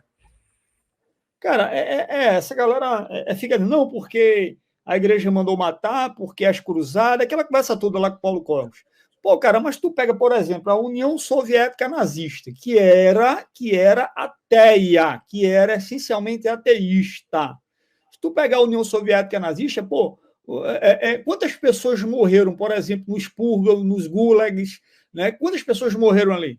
Pô, estima-se entre 6 a 20 milhões de pessoas que morreram, cara. Pega lá na China também, a China comunista. Morreu em torno de quase 45 milhões de pessoas, entre 15 a 45 milhões de pessoas, cara. Aí essa galera fica com essa conversa mole, né? Não, porque o papai que matou. E é como você disse aí, né, bicho? Parece que eles da amnésia no que diz respeito à merda que já foi promovido, né, por alguns países aí que eram essencialmente ateístas. Lucas, tem uma pergunta aqui que foi feita aí no Vai. Pode fazer. Não, é que eu só queria fazer um breve comentário aqui. Eu vou tentar compartilhar a tela, porque alguns vão dizer que eles fizeram isso apenas por causa do comunismo e não por causa... Se puder colocar na tela, por favor. Alguns vão dizer que eles fizeram isso tudo aí apenas por causa do... que comunistas mataram por tudo, menos por causa do ateísmo. Isso aqui é um artigo que eu tenho no meu blog, Ateísmo Refutado, que é bem antigo, aí, quase 10 anos já. Onde eu vou mostrar que, não, de fato, o ateísmo ele é o motor propulsor para toda essa desgraça que eles fizeram, toda essa matança que eles fizeram, principalmente para matar religiosos. Eles intencionalmente queimavam e destruíam igrejas em larga escala. Eles, não sei se está aqui nesse artigo, mas eles chegaram lá na Rússia a destruir milhares de igrejas ortodoxas. Eles colocavam os padres em campos de concentração, torturavam, matavam, torturavam assim por diversão esses padres, forçavam eles a negar fé e tal. E eles não negavam. O próprio Marx dizia que religião é o ópio do povo e tudo mais. Deixa eu ver se tem mais alguma citação. Tu manda o link, Lucas, desses artigos aí, eu coloco na descrição depois do vídeo. Para a galera que quiser ter acesso. Olha uma citação aqui do Lenin, né? Olha o que ele disse. Agora e somente agora, quando o povo está devorando em áreas atacadas pela fome e centenas, se não milhares de corpos fazendo nas ruas, nós podemos e, portanto, devemos buscar o confisco das propriedades da igreja com a mais agressiva e brutal energia e sem hesitar buscar derrotar a menor oposição por quaisquer meios necessários. Aí o Magritte, ele comenta, esse aqui é um ótimo, o Alistair Magritte é um ótimo apologista cristão, eu recomendo os livros dele. Ele comenta, são os esforços de forçar a ideologia ateísta das autoridades soviéticas, destruíram e eliminaram sistematicamente a grande maioria das igrejas e dos sacerdotes entre 1918 e 1941. As estatísticas apontam um quadro terrível. A violência e a repressão foram empreendidas na busca de um programa ateísta, a eliminação da religião. E aqui, aqueles números, né, que eu tinha falado, que eles destruíram 41 mil das 48 mil igrejas existentes na Rússia entre 1917 e 1969. E aí vai ter várias outras citações aqui, falar que deveria ser feito com tal brutalidade, que o Lenin falou isso, né? Que eles não esquecerão disso por várias décadas, né? Então aqui, ó, então eu chego à indisputável conclusão que nós devemos precisamente agora esmagar o clero dos 100 negros, decisiva e brutalmente, e demolir toda a resistência com tal brutalidade que eles não esquecerão disso por várias décadas. E aí ele fala que não há outra forma de se terminar senão pelo fuzilamento, e enfim, várias outras coisas assim, terríveis, né? E, enfim, os ateus são santos, cara. O ateísmo é um santo, eles são santos, né? Nunca fizeram merda nenhuma. Agora, é claro, aquela história, a galera termina querendo repugnar o cristianismo porque em algum momento na história da igreja, a igreja fez merda. Não é como se a igreja, assim, Deus tivesse culpa pela cagada que o cara fez. Não é? Deus ordenou? Não, cara. Ao contrário, eu estava entrando em debate outro dia aqui dos ateus, os caras dizendo que a religião era ruim, que o cara que está na religião tem que sair, porque a religião é merda. Aí eu disse, vê bem, cara, deixa eu te perguntar uma coisa aqui. O que é que o ateísmo está promovendo na sociedade de bom? Merda nenhuma. O que vocês estão promovendo? Porcaria nenhuma. Agora vê, o cara estava na maconha, o cara estava no crack, no tráfico, na cachaça, o cara era um adúltero, prostituto, dava pau na esposa, preguiçoso, vagabundo, ladrão. Aí esse cara um dia foi para uma igreja, ou então foi para alguma outra religião que não seja a igreja, porque esse cara estava falando de religião e não necessariamente do cristianismo. E esse cara entendeu que a vida que ele estava vendo estava errada. E ele mudou de vida e agora se tornou um cidadão de bem. O cara agora não rouba mais, não mente mais, esse cara não é mais um traficante, esse cara não está mais na cachaça. O cara está na igreja dando glória a Jesus, ou então o cara está no centro espírita lá, não sei. Mas esse cara mudou, a religião mudou a cabeça desse cara. A questão é, cara, isso é ruim ou é bom? Sabe o que me disseram? Não, era melhor que ele ficasse no tráfico fumando crack. Foi isso que os caras me disseram, velho, os ateus. Lá do canal, lá do Josué. Vê a merda que os caras dizem, velho. Os caras preferem que o cara esteja no tráfico, na maconha, na droga, no tráfico, do que o cara ser um religioso, velho. Então, mas isso daí é o fanatismo que leva isso. É que eles gostam de falar que os religiosos são fanáticos e tudo mais. Só que nesse povo aí, principalmente esse povo que segue o sujeito que a gente tá fazendo aqui, eles são mais fanáticos do que os religiosos, se a gente for ver, né? Não negando que exista fanatismo religioso também, mas o fanatismo que eles têm não perde em nada, não perde em nada. Então, a única questão é que eles não têm poder político, irmãos, para fazer o mesmo que Lenin fez, para fazer o mesmo que Stalin fez, que o Mao Tse Tung fez. Eles não têm esse poder em mãos. Agora, se tivesse poder, cara, meu Deus, todos os pastores aí, principalmente os deputados aí, a bancada evangélica, estaria tudo preso já. A gente nunca ia poder fazer essa live aí, né? Eles nunca foram a favor de liberdade religiosa onde eles se instalaram. Porque se alguém realmente pensa que o tráfico de drogas é melhor do que ser cristão, do que ser da igreja e tudo mais, então o que ele pensa da igreja? No mínimo que é uma coisa criminosa também. É porque os caras estavam até dizendo, não, porque a igreja e a religião incita o ódio. Eu digo, onde, cara? Onde? Me diz o versículo da Bíblia, Jesus dizendo assim, vá lá e mata os ateus. Onde é que está dizendo que Jesus está dizendo assim, vá lá e promova o ódio? Aonde? Não, aqui Jesus dizendo que eu não vim trazer paz à terra, vim trazer a espada. Vê, o cara descontextualizou a fala de Cristo. Cristo diz, eu vim colocar pai contra a mãe, no sentido de que o evangelho é desagregador no que diz respeito à ideia, à cosmovisão. Porque uma vez que você professa Cristo, abandona o mundo para seguir a Cristo, os princípios de Cristo, você vai, muitas pessoas vão levantar contra essa visão de mundo e vai se opor a você, velho. E vai dizer, cara, tu tem que escolher entre Jesus ou a família. O cara vai ter que escolher, velho. É isso que Jesus vai dizer. Mas não, esse cara descontextualiza o texto para falar o que quer. Vê, só pra ter ideia, o Bruno, ele disse aqui, ó, vê, tem um ateu chato aqui no chat dizendo que a Bíblia diz para escravizar mulheres. Eu estou pedindo para ele me mostrar um casal cristão que faz isso e até agora nada. Então é isso, cara. Os caras pegam um texto lá do Antigo Testamento, totalmente descontextualizado, dizendo que Deus está mandando a gente escravizar mulheres hoje. Isso é um mentiroso, um cara diz um negócio desse. Aí o Bruno aqui, que está dando um apoio aqui no canal. Bruno, valeu aí, cara, pelo chat, 10ão aí. Cara, brigadão aí, tá bom, cara? E o Bruno, ele mandou um outro superchat aqui. Obrigado, Bruno. Lucas, já... Tá bom. Falando. Eu já vou. Né, que foi morto pelos pecados dele. Como explicar isso? Eu queria que tu explicasse, Lucas. Eu vou explicar. Eu vou explicar esse texto, mas antes só quero fazer uma observação rápida aqui sobre o ponto que você falou, que a religião produz ódio. E o que eles estão fazendo está produzindo o quê? Senta nos comentários lá de qualquer vídeo do Teólogo Reverso, você vai ver amor na caixa de comentários, só vai ver gente vomitando ódio contra a religião alheia, contra a fé alheia, contra pessoas alheias. Você não vai ver nada de amor ali. Eu nunca vi eles produzirem nada que seja comparável a qualquer coisa similar a amor. E repito, não estou falando que muitas vezes a religião não pode produzir ódio também. Tem religiosos que são profundamente odiosos também, né? Que propagam ódio também. Agora, eu quero fazer o desafio aqui, né? Uma coisa que o Rodrigo Silva ele sempre faz esse desafio também, né? Bota o livro do Dawkins, ou qualquer outro livro ateu, não importa, pode ser o Deus do Delírio, pode ser qualquer outro livro de qualquer outro ateu, bota lá nos presídios. Veja quantas pessoas vão mudar de comportamento, vão sair dali uma nova criatura, uma nova pessoa transformada, nunca mais vai roubar, nunca mais vai se envolver com drogas, nunca mais vai matar ninguém, nada, né? Vai ser uma nova pessoa por ter lido os livros do Richard Dawkins. Ou por ter lido qualquer livro aí, né? Não sei se o Miranda tem um livro, né? Eu duvido que alguém vai ser transformado, que vai influenciar positivamente numa pessoa dessas, né? Os livros ateus. Agora, dá uma Bíblia para essas pessoas. Né? A quantidade de pessoas que são transformadas pelo poder de Deus, por terem lido a Bíblia, por conhecerem a verdade da palavra de Deus, é uma quantidade enorme. Né? Inclusive, tem vários governantes, né, que admitem exatamente isso. Ele disse que se tornou ateu, ele disse lá no debate lá com o padre, parece que se tornou ateu quando assistiu o filme Cavaleiros do Zodíaco. Vê o nível, cara, do cara. Eu me tornei ateu depois que assisti o filme Cavaleiros do Zodíaco. E depois comecei a ler a Bíblia. Comecei a questionar muita coisa. Se o cara faz a Bíblia, lê a Bíblia com a hermenêutica equivocada, já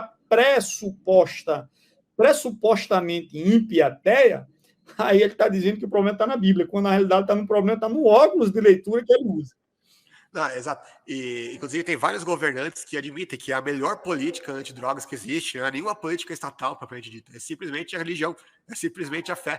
Porque quando a pessoa está inserida num grupo religioso, uma comunidade religiosa, a propensão, a possibilidade dela abandonar aquilo para se envolver com drogas, depois com tráfico, depois roubar, começar a matar pelas drogas, que a gente sabe que tudo está relacionado, né? A possibilidade é muito menor. Quantas pessoas dentro das igrejas que frequentam os cultos todos os domingos estão envolvidas com drogas? Compara com o mundo fora delas. Ou eu pergunto para você, se você está andando na rua e você vê uma pessoa que está voltando da igreja ou indo para a igreja com uma Bíblia na mão, uma família ali, você tem mais medo dela ou, sei lá, de pessoas aí, aleatórias aí, seculares? Eu diria que eu tenho muito menos medo da pessoa que está indo para a igreja, né? Não que pessoas que estão na igreja não façam mais também, óbvio que fazem, a gente sabe que tem pastor, padre, gente que é pedófilo e tudo mais, ninguém está negando isso. Agora, negar que a religião é um fator de transformação social é uma coisa assim absurda. E o que eles estão fazendo, nunca vi transformar ninguém, nada. Você só torna pessoas ruins ainda piores, no máximo, né? Então, a religião ela pode não ser o suficiente para transformar algumas pessoas essas que já eram más. Mas eu não acho que ela vai piorar uma pessoa que já era má. Né? Só que tem pessoas que são... Você acha mesmo que alguém que, por exemplo, que molesta uma criança, seja pastor, padre, sacerdote, um membro comum, você acha que a pessoa dessa acredita em Deus, sinceramente? A pessoa sabe que vai ser julgado. Não, eu sei que eu vou ser julgado por um Deus, que vou ter que prestar conta de tudo que eu estou fazendo aqui na Terra, a um Deus todo-poderoso, onisciente, que vê tudo que eu estou fazendo. Né? Você acha que a pessoa dessas, ela vai realmente fazer uma coisa dessas? Né? Claro que não. Claro que as pessoas que praticam isso é justamente porque elas não acreditam naquilo que elas professam. Elas estão... pode até ser que seja pastor, padre e tal, mas é de fachada. Eles não acreditam naquilo que eles dizem crer.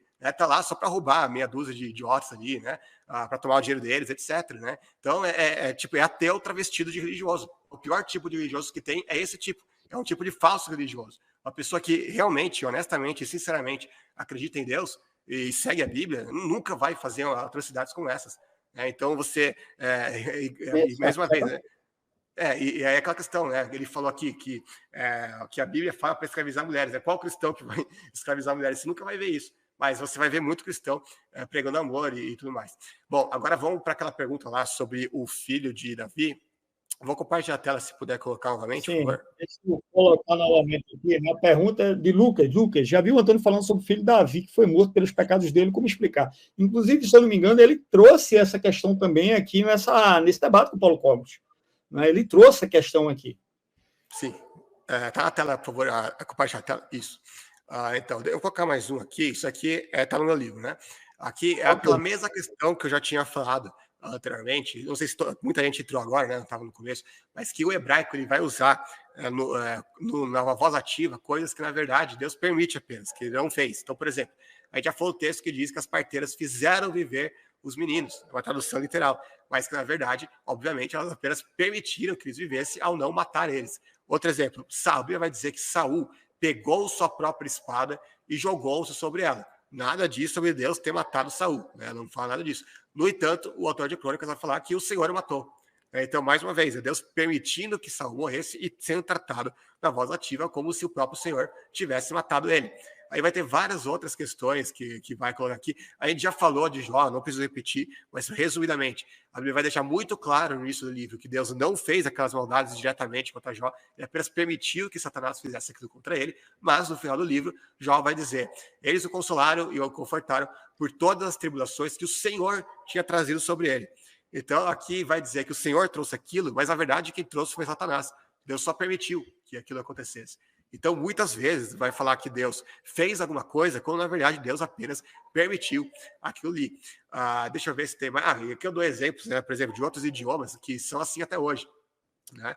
Aqui, a maçã se fait rondé par mon parent, que seria, literalmente, minha irmã se fez repreender pelos meus pais. Mas, obviamente, a gente não vai traduzir desse jeito em português. Né? A gente vai traduzir como minha irmã foi repreendida pelos meus pais. Então, vai ter muitos idiomas que até hoje vão ser assim, igual no hebraico. Então, vai ter outra passagem, por exemplo, muito usada, que vai dizer, ocorre alguma desgraça na cidade sem que o Senhor a tenha mandado, E alguns acham que Deus estava ativamente mandando a maldade na cidade, mas não é o caso. Por quê? Porque o profeta Jeremias ele vai dizer: construíram nos montes os altares dedicados a Baal para queimar os seus filhos como holocaustos oferecidos a Baal, coisa que não ordenei, da qual nunca falei, nem jamais me veio à mente. Então, aquilo ali que ele fala que Deus ordenou, na verdade, não é que uma ordenança, né? Não é que Deus fez aquilo ativamente, simplesmente Deus permitiu que aquilo acontecesse em decorrência do pecado do povo. Aí, inclusive, o autor aqui de 2 Samuel, ele vai dizer que temos que morrer um dia é tão certo como não se pode recolher a água que se espalhou pela terra. Mas Deus não tira a vida, pelo contrário, cria meios para que o banido não permaneça afastado dele. Então, aqui vai ter muitas outras questões aqui. Por exemplo, outro texto aqui, para terminar. Mais uma vez, irou-se o Senhor contra Israel e incitou Davi contra o povo a fazer o recenseamento de Israel e de Judá. Aqui parece que foi o próprio Senhor que mandou Davi fazer isso. Mas em outro texto vai falar: Satanás levantou-se contra Israel e levou Davi a fazer o recenseamento do povo. E aí, foi Satanás ou foi o Senhor? A verdade é que foi Satanás, mas Deus permitiu isso. E como a permissão de Deus no hebraico era tratada como sendo uma ação propriamente dita, então é falado como se o próprio Senhor tivesse incitado Davi contra o povo, o que nem faz sentido, já que a Bíblia diz que Deus a ninguém tenta, né? Então, vai ter vários outros exemplos aqui que a gente não precisa nem entrar aqui, mas o ponto todo é, para resumir, o que aconteceu aqui no caso aqui, quando fala que Deus matou o filho de Davi, é que na verdade Deus permitiu que o filho de Davi fosse morto, e não que Deus ativamente foi lá e matou o filho de Davi. Ou seja, o filho de Davi iria morrer de qualquer jeito. O que Deus fez foi simplesmente não intervir nessa situação. Ele não vou prolongar a vida do filho de Davi, porque o próprio Davi não estava merecendo isso. E não que Deus foi lá e matou uma criança que não ia morrer. Então, aqui, o autor aqui ele comenta: o pronunciamento do profeta de que a criança morreria era um anúncio do que Deus previu que aconteceria, uma previsão de eventos futuros. Não foi uma descoberta judicial com posterior execução por Deus. Não significava que Deus mataria a criança ou causaria a morte da criança, mas que Deus sabia que a criança morreria e que Deus não interviria para salvar milagrosamente a criança. E a prova mais forte que isso é assim, porque tem outros textos, eu vou ver se eu acho aqui, que eu estou no capítulo anterior, que vai falar claramente no Antigo Testamento que o filho não pagaria pelos pecados dos pais. Deixa eu ver se eu acho aqui. Bom, primeiro, todas as leis que vão falar que fulano de tal, por causa de tal pecado, tem que ser executado, elas nunca vão falar que o filho tem que ser executado junto com o pai. Ou no lugar do pai. Não, é sempre apenas o cara que pecou, o pai, no caso, né, que teria que morrer. E Ezequiel fala: ele não morrerá por causa da iniquidade do seu pai, certamente viverá. O filho não levará a culpa do pai, nem o pai levará a culpa do filho. A justiça do justo lhe será acreditada, e a impiedade do ímpio lhe será cobrada. Aqui a gente já falou do caso lá dos filhos do rei Joás, que ele falou que os oficiais tinham matado o pai dele, né? E aí ele diz: quando sentiu que tinha o reino sob seu pleno controle, mandou executar os oficiais que haviam assassinado o rei seu pai. Contudo, não matou os filhos assassinos, de acordo com o que está escrito na lei de Moisés, onde o Senhor ordenou: os pais não morrerão no lugar dos filhos, nem os filhos no lugar dos pais, cada um morrerá por seu próprio pecado. Onde está escrito isso? Está lá em Deuteronômio. Exatamente isso: os pais não serão mortos no lugar dos filhos, nem os filhos no lugar dos pais, cada um será morto por seus próprios pecados. Então, a própria lei dizia isso explicitamente: o filho não ia morrer no lugar do pai. Quem deu essa lei foi o próprio Senhor. Então, ele não poderia estar entrando em contradição e matando o filho de Davi aí naquela ocasião. Então, aquilo ali é mais um exemplo bíblico de uma permissão divina sendo tratada como se fosse uma ação. E outra, Lucas, eu vejo um argumento extremamente imbecil, cara. É engraçado isso, caras assim. Aí, ó, o cara é cristão e morreu doente. Cadê Deus para curar o cara? Pô, meu, se eu for pensar se eu for seguir nessa linha de raciocínio, ninguém nunca vai morrer, então. Por exemplo, o que eu mais vi, por exemplo, o Jason Ferrer, ele outro dia veio aqui, cara, na frente de um hospital aqui em Recife, o Hospital Português, porque tinha uma cantora evangélica, eu sou daqui de Recife, Jason Ferrer também, não sei se ele está morando aqui em Recife ainda, perdi contato com ele, porque outro dia eu entrei no vídeo dele, né, lá no YouTube, e eu fui uma porrada de crítica desconstruindo tudo aquilo que ele estava dizendo. Ele ligou para mim, né, porque a gente tinha contato com o outro. Disse: cara, como é que você, meu irmão, fala um negócio desse, bicho? Você tá lá detonando meu conteúdo. Eu digo: o que você diz, ninguém pode criticar, não. Aí eu vou remover seu comentário. Eu digo: não precisa não, eu mesmo removo. Se você acha que você é intocável, ninguém pode refutar você. Aí eu fui lá, removi meu comentário, né? Depois disso, ele me bloqueou no WhatsApp e não quis mais contato comigo. Detalhe, éramos amigos há mais de 10 anos. E por causa disso, ele me bloqueou. Tudo bem, Jason, chamei ele várias vezes para debate e ele não quer vir, não vem, né? Não vem. Depois que levou uma surra lá do Anderson, aí ficou com medinho, né? Porque a questão toda é que esses caras, querem debater Bíblia, mas quando a gente bota em jogo os pressupostos filosóficos que é necessário, hermenêuticos e etc., para se fazer um debate, eles correm, né? Não querem saber desse tipo de debate. Então, a questão toda é o seguinte, pô, esses caras acham que são irrefutáveis, assim, ninguém pode questionar o que eles dizem. Então, o que é que Jason fez? Foi para frente do hospital, aqui, dizer, ó, pessoal, aqui nesse hospital tem uma cantora evangélica que sofreu um acidente, né, e está aí à beira da morte. Cadê Deus para curar ela? Cara, bicho, é um absurdo. Primeiro, se fosse a família do cara, soubesse essa parada, talvez até processasse ele por causa dessa brincadeirinha de ir lá para frente do hospital para ter, em vez de pedir a Deus ou ir lá ajudar, não. Foi lá para falar merda de uma pessoa que está à beira da morte e o cara ainda vai lá na frente do hospital para tirar onda, sabe? O cara aliás, sempre acontece uma catástrofe, uma tragédia, eles vão tripudiar em cima das pessoas que estão sofrendo. Outro dia aí, tinha um ateu aí, cara, teve um vídeo aí de um ateu, bicho, dando graças a Deus porque a Adalto Lourenço morreu. Não, graças a Deus não, dizendo, ainda bem, morreu mais um, desgraçado. Entendeu, cara? Era bom se fosse o Marcos Zebra. Pô, e ateu, é isso aí que o ateu que promoveu o ateísmo está morrendo? Fizeram isso com o Adalto Lourenço também, que ele morreu. Eu mesmo recebi. Eu fiz um vídeo no meu canal em homenagem ao Adalto, um pouco depois da morte dele, e vários comentários. E claro que eu bloqueei essas pessoas. Eu tirei print, tenho até agora o print aqui, né? Vários ateus lá entrando para caçoar, para zombar, que bom que morreu, tá no inferno agora, só o quê, fazendo um monte de chacota com ele, tripudiando em cima do falecido. E teve um que, claro, falar em anonimato é fácil se esconder, mas teve um, inclusive, que pior ainda que os outros, o tal de Christian, né? Eu acho que o nome do canal é Christian Ateu, alguma coisa assim, que ele fez um vídeo que, cara, xingando a Adalto depois da morte dele, uma coisa baixa, uma coisa vil, assim, né? Falou que bom que morreu, tem que morrer mesmo. Foi o Christian mesmo, né? O cara tá dizendo aqui, qual foi o nome desse ateu que falou isso? Se sair, foi Christian no canal dele lá, dizendo que, agradecendo porque a Adalto Lourenço morreu, né? E ainda dizendo que devia ter sido Ebele, talvez, que seria até melhor, porque Ebele talvez tem mais voz aqui no Brasil. Ele falou algo parecido lá no canal dele. Mas, cara, é aquela questão, né? O que eu estou querendo dizer, eu estou querendo trazer a questão o seguinte: por que o cara é crente e não vai morrer mais, não? O cara se torna imortal, porque parece que é isso que os ateus querem. Você está entendendo, velho?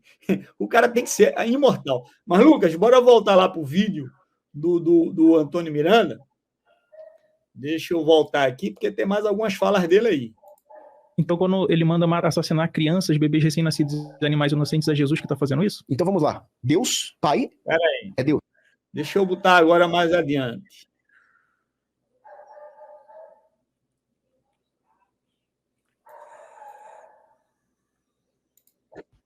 Teve um comercial. Como economizar até 80% em suas assinaturas de SaaS?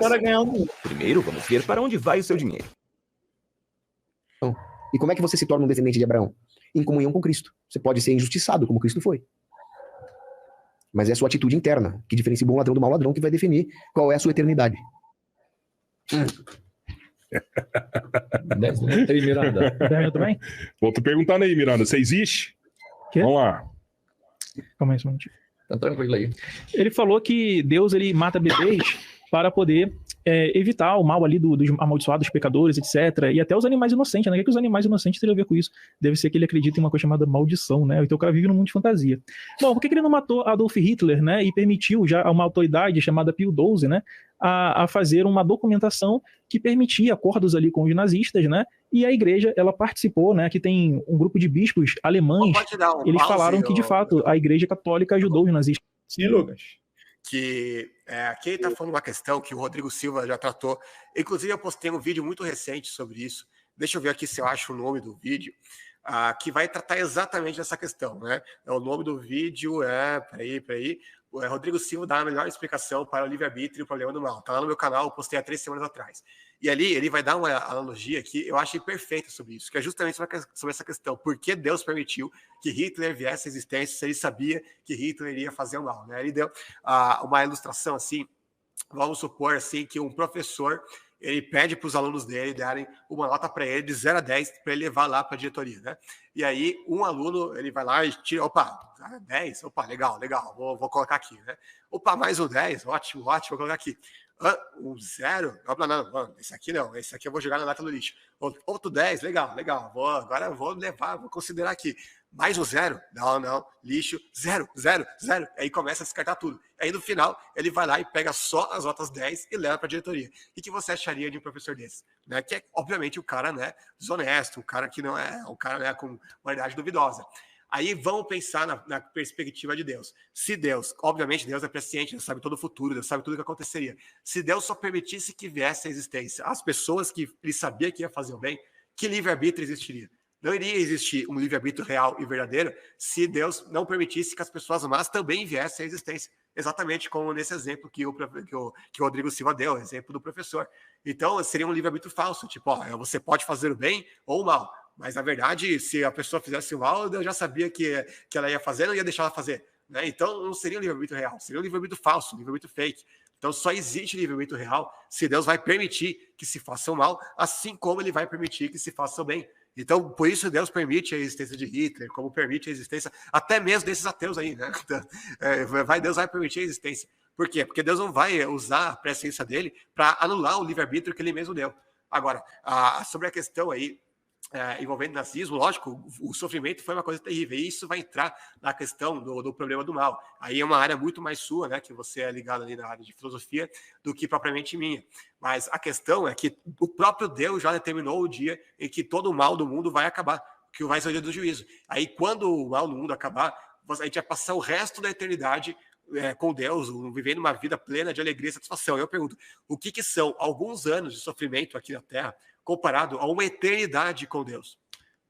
Cara, não é nada. É tipo como você falar, você vai sofrer durante 1 milésimo de segundo, mas vai ficar a alegria, a satisfação que você vai ter, vai ser durante, sei lá, 10 anos, para sofrer durante milésimo de segundo. Você iria aceitar sofrer? Qualquer pessoa iria, né? Mas Lucas, aqui você está falando de algo que dura muito mais tempo. Mesmo que alguém sofra 70, 80 anos dessa vida, o que é 70, 80 anos comparado a uma eternidade do céu? Faça uma proporção. Uma eternidade literalmente não tem como ser quantificada. Então isso daqui não é nada. Mesmo que a pessoa passe a vida inteira aqui sofrendo, não é absolutamente nada em comparado com a glória que nos espera. Inclusive, Paulo, o apóstolo que mais sofreu na Bíblia, o cara levou 39 chibatadas dos judeus, se não me engano, 4 vezes, 2 vezes sofreu naufrágio, foi apedrejado, foi tudo, né? O cara era perseguido em todo lugar para onde ele ia, o cara, né, enfim, era o verdadeiro mártir mesmo. Ele falou que os nossos sofrimentos leves e momentâneos não são nada em comparado com a glória que há de vir, com a glória que nos espera. E por que ele diz leve e momentâneo? Não é porque ele sofria pouco, porque, como eu falei, ele é o que mais sofria. A vida de Paulo era o tempo todo sendo perseguido. E os cristãos da época também eram muito perseguidos. O próprio Paulo vai dizer que se a nossa esperança em Cristo se limita apenas a esta vida, somos de todos os homens os mais dignos de lástima. Ele vai falar lá em 1 Coríntios 15, 19. Então, a razão por que esses sofrimentos que a gente tem aqui não são nada, leve e momentâneo, que Paulo diz, é quando a gente coloca na perspectiva da eternidade. Quando a gente coloca na perspectiva da eternidade, o problema do mal nem existe de verdade, porque é um nada incomparado àquilo que a gente vai obter no futuro. Então a gente tem que olhar mais adiante. Inclusive, se a gente for ver, a maioria, eu li um estudo sobre isso, que a grande maioria dos judeus que sofreram no Holocausto, eles permaneceram e até fortaleceram a fé deles, depois que eles saíram de lá, dos que não morreram, evidentemente, né, dos que sobreviveram. E esses daí que passaram pelo Holocausto, eles são, na média, muito mais religiosos do que os judeus atuais que não passaram por Holocausto, que são ricos, que têm tudo bom, tudo melhor. Para provar que o sofrimento, ele, de fato, ele não anula a fé em Deus, de jeito nenhum, porque os que mais sofreram são justamente os que mais têm. Só para terminar aqui, o último exemplo que eu vou dar, depois eu passo a bola para você, porque esse problema do mal, como eu falei, bem mais a sua área do que a minha. Tem uma reportagem com uma menina que passou anos e anos da vida dela sendo torturada. Eu não lembro agora se será a mãe ou será a madrasta dela, mas eu lembro que foi um dos vídeos mais, talvez a reportagem mais terrível que eu já vi, que mais me traumatizou, né? Que a menina era diariamente torturada lá pela mãe dela e tal, enfim. E depois ela conseguiu fugir de alguma forma lá, e aí você pensa, bom, então ela deve ser ateia, né? Deve ser militante ateia da teologia reversa, né? Deve ser uma missionária do ateísmo, né? Hoje em dia. Pelo contrário, ela é missionária cristã, evangélica, né? E ela faz ativismo cristão até hoje, né? E ela ama Deus e tal e tudo mais. Tem inclusive um caso, que eu não vou lembrar o nome dele, mas é um homem, ele é bem famoso nas redes sociais, muita gente deve conhecer ele. Ele literalmente não tem braços nem pernas. Ele é tipo um toco, assim, né? E aí você pensa, mais uma vez, você pensa, esse cara deve ser o mais infeliz da vida, né? Ele deve ter tentado suicídio inúmeras vezes, né? E ao contrário, o cara ele faz palestras motivacionais no mundo inteiro e tal, um cara feliz, alegre, um exemplo de ser humano. E tem vários outros casos que eu poderia citar aqui. Se a gente fizesse uma live sobre o problema do mal, eu poderia falar só sobre isso. O último que eu vou citar aqui, um cara que eu admiro pra caramba, o Maurício Zagari, que é um escritor cristão, e eu tenho alguns livros dele, eu acompanhava o blog dele, infelizmente não escreve mais, é um escritor sensacional, fantástico. E um dos maiores exemplos de cristãos que eu já conheci. E ele tem uma doença chamada fibromialgia, que não tem cura, né? No máximo alivia um pouco a dor. Inclusive, ele não consegue nem digitar, que ele sente dor no corpo dele 24 horas por dia, 7 dias por semana. E ele tem que digitar, deixa eu ver se eu encontro aqui. Ele não digita normal, que nem a gente. Ele tem que digitar ele pega 2 canetas, aqui é lápis, né? Ele vai digitando assim, porque se ele tocar o dedo dele no teclado, o dedo dele dói assim de uma forma inimaginável. E, inclusive, ele nem conseguia carregar a filha dele no colo pequena de tanta dor que ele sentia. E mesmo assim, ele é o melhor exemplo de cristão assim, que eu já conheci. Os livros dele, os artigos dele são os mais inspiradores e que eu já vi até hoje. E é curioso, né, que os ateus eles vão pegar o problema do mal, o problema do sofrimento, de pessoas boas, principalmente, né, evidentemente, para tentar anular a fé em Deus, anular a crença em Deus, quando, por ironia do destino, essas pessoas que sofrem precisamente o tipo de coisa que eles usam para negar Deus são geralmente as pessoas que mais têm fé em Deus e que mais encontram alegria e prazer na vida em Cristo, entendeu? Então, cara, esse para mim é um problema ilusório, um problema falso, e que, claro, filosoficamente leva a uma discussão infindável, mas para mim, eu não sou nem um pouco, não tenho nem um pouco receio, assim, essa questão do problema do mal. Para mim, é um problema que o cristianismo resolve melhor do que qualquer outra ideologia. É muito pior, só última coisa, é muito pior você ser ateu e achar que o mal não tem nem sequer um propósito, né? Que se, é assim mesmo, você vai sofrer para essa vida, morreu, acabou tudo para sempre. O ímpio nunca nem sequer vai ser julgado pelos pecados dele, pela impiedade dele. Ou seja, você pode fazer maldade à vontade aqui, que no fim das contas você vai terminar igual qualquer outra pessoa aí que tenha sido boa no mundo e que tenha sofrido, etc. Né? O estuprador que estuprou e matou a vítima dele vai ter o mesmo destino da própria vítima. Né? Então, é uma coisa para mim é muito mais difícil aceitar isso do que aceitar o sofrimento no mundo à luz de um Deus de amor. Excelente, Lucas. E outra, cara, o problema do mal não é um problema para o cristão resolver. Eu não tenho nenhum problema, cara, com o problema do mal. Né? Quem tem problema com o problema do mal é o ateu. Porque como é que o ateu chega à conclusão de que algo é mal se não existe um padrão absoluto, objetivo e universal para determinar o mal como mal? Mal termina sendo uma questão de quê? De opinião pessoal, de subjetivismo, de convenção social, né? De uma questão cultural. Então termina sendo algo relativo, cara, que cada cultura determina algo como mal ou como bom. Então o mal não é um mal intrinsecamente mal. É algo que eu resolvi dizer que é mal dentro de um contexto cultural, dentro de um contexto intuicionista. Quando eu estava num debate com o David Ribeiro, e David Ribeiro veio com essa que o mal, ou eu chego à conclusão de que algo é certo ou bem a partir da minha intuição, aí eu perguntei, metade da humanidade intui que abortar é errado, a outra metade intui que abortar é certo. Qual é a metade que está certa? Quem está certo? Quem que intuiu corretamente? Tem que intuir para saber que a tua intuição está correta ou errada. É igual eu estava conversando hoje no grupo, quando o cara diz assim, não, eu sei pelos meus sentidos. Cara, mas como é que tu sabe que tu estás sentindo algo? Tu sente que estás sentindo? E quando tu não está sentindo, tu sente que não está sentindo nada? O cara sente que não está sentindo. É muito idiotice, pô. Então a gente vê esses argumentos bobos sobre o problema do mal. O cara disse assim, não, o mal prova que não existe. Aí eu perguntei o que é o mal. Ele fez uma convenção social. Eu digo, então vocês decidiram o que é mal e o que vocês decidiram determina que Deus não existe. Pô, vê que imbecilidade o argumento que vocês estão utilizando aqui. Então, esse tipo de argumento que o Antônio Miranda levanta. Ó, isso aqui é errado. É errado segundo quem? Segundo o teu padrão? Não, segundo a própria Bíblia. Cara, se é segundo a própria Bíblia, então bora analisar a Bíblia nos seus próprios termos, coisa que eles não fazem. Eles querem ler a Bíblia segundo o pressuposto ateísta, materialista deles. Aí não dá, irmão, não dá mesmo.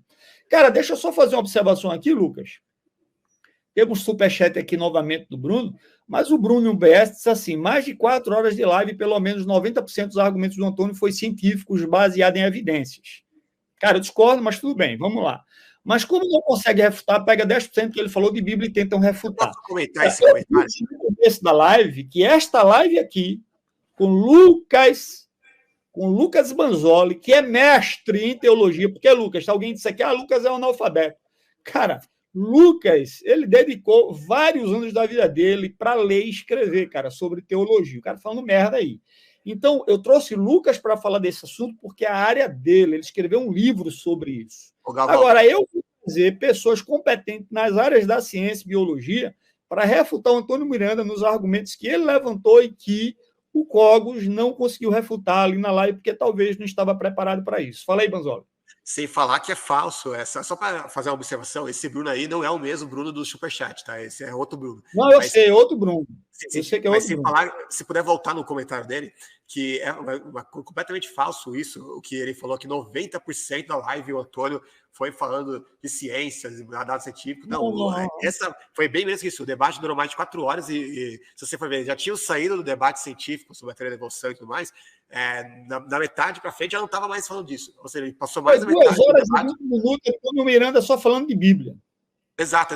A maior parte do debate foi falando da Bíblia, não foi falando sobre questão de evolucionismo e tal. E eu não vou comentar sobre a teoria da evolução, sobre essa parte aqui, porque não é minha área, mas o Galvão vai chamar o João Paulo Reis e o Otângelo para falar sobre isso. A gente vai fazer, inclusive, uma super live, né, aqui no canal, no sábado, né? A gente está combinando para fazer essa live aqui, né? Então.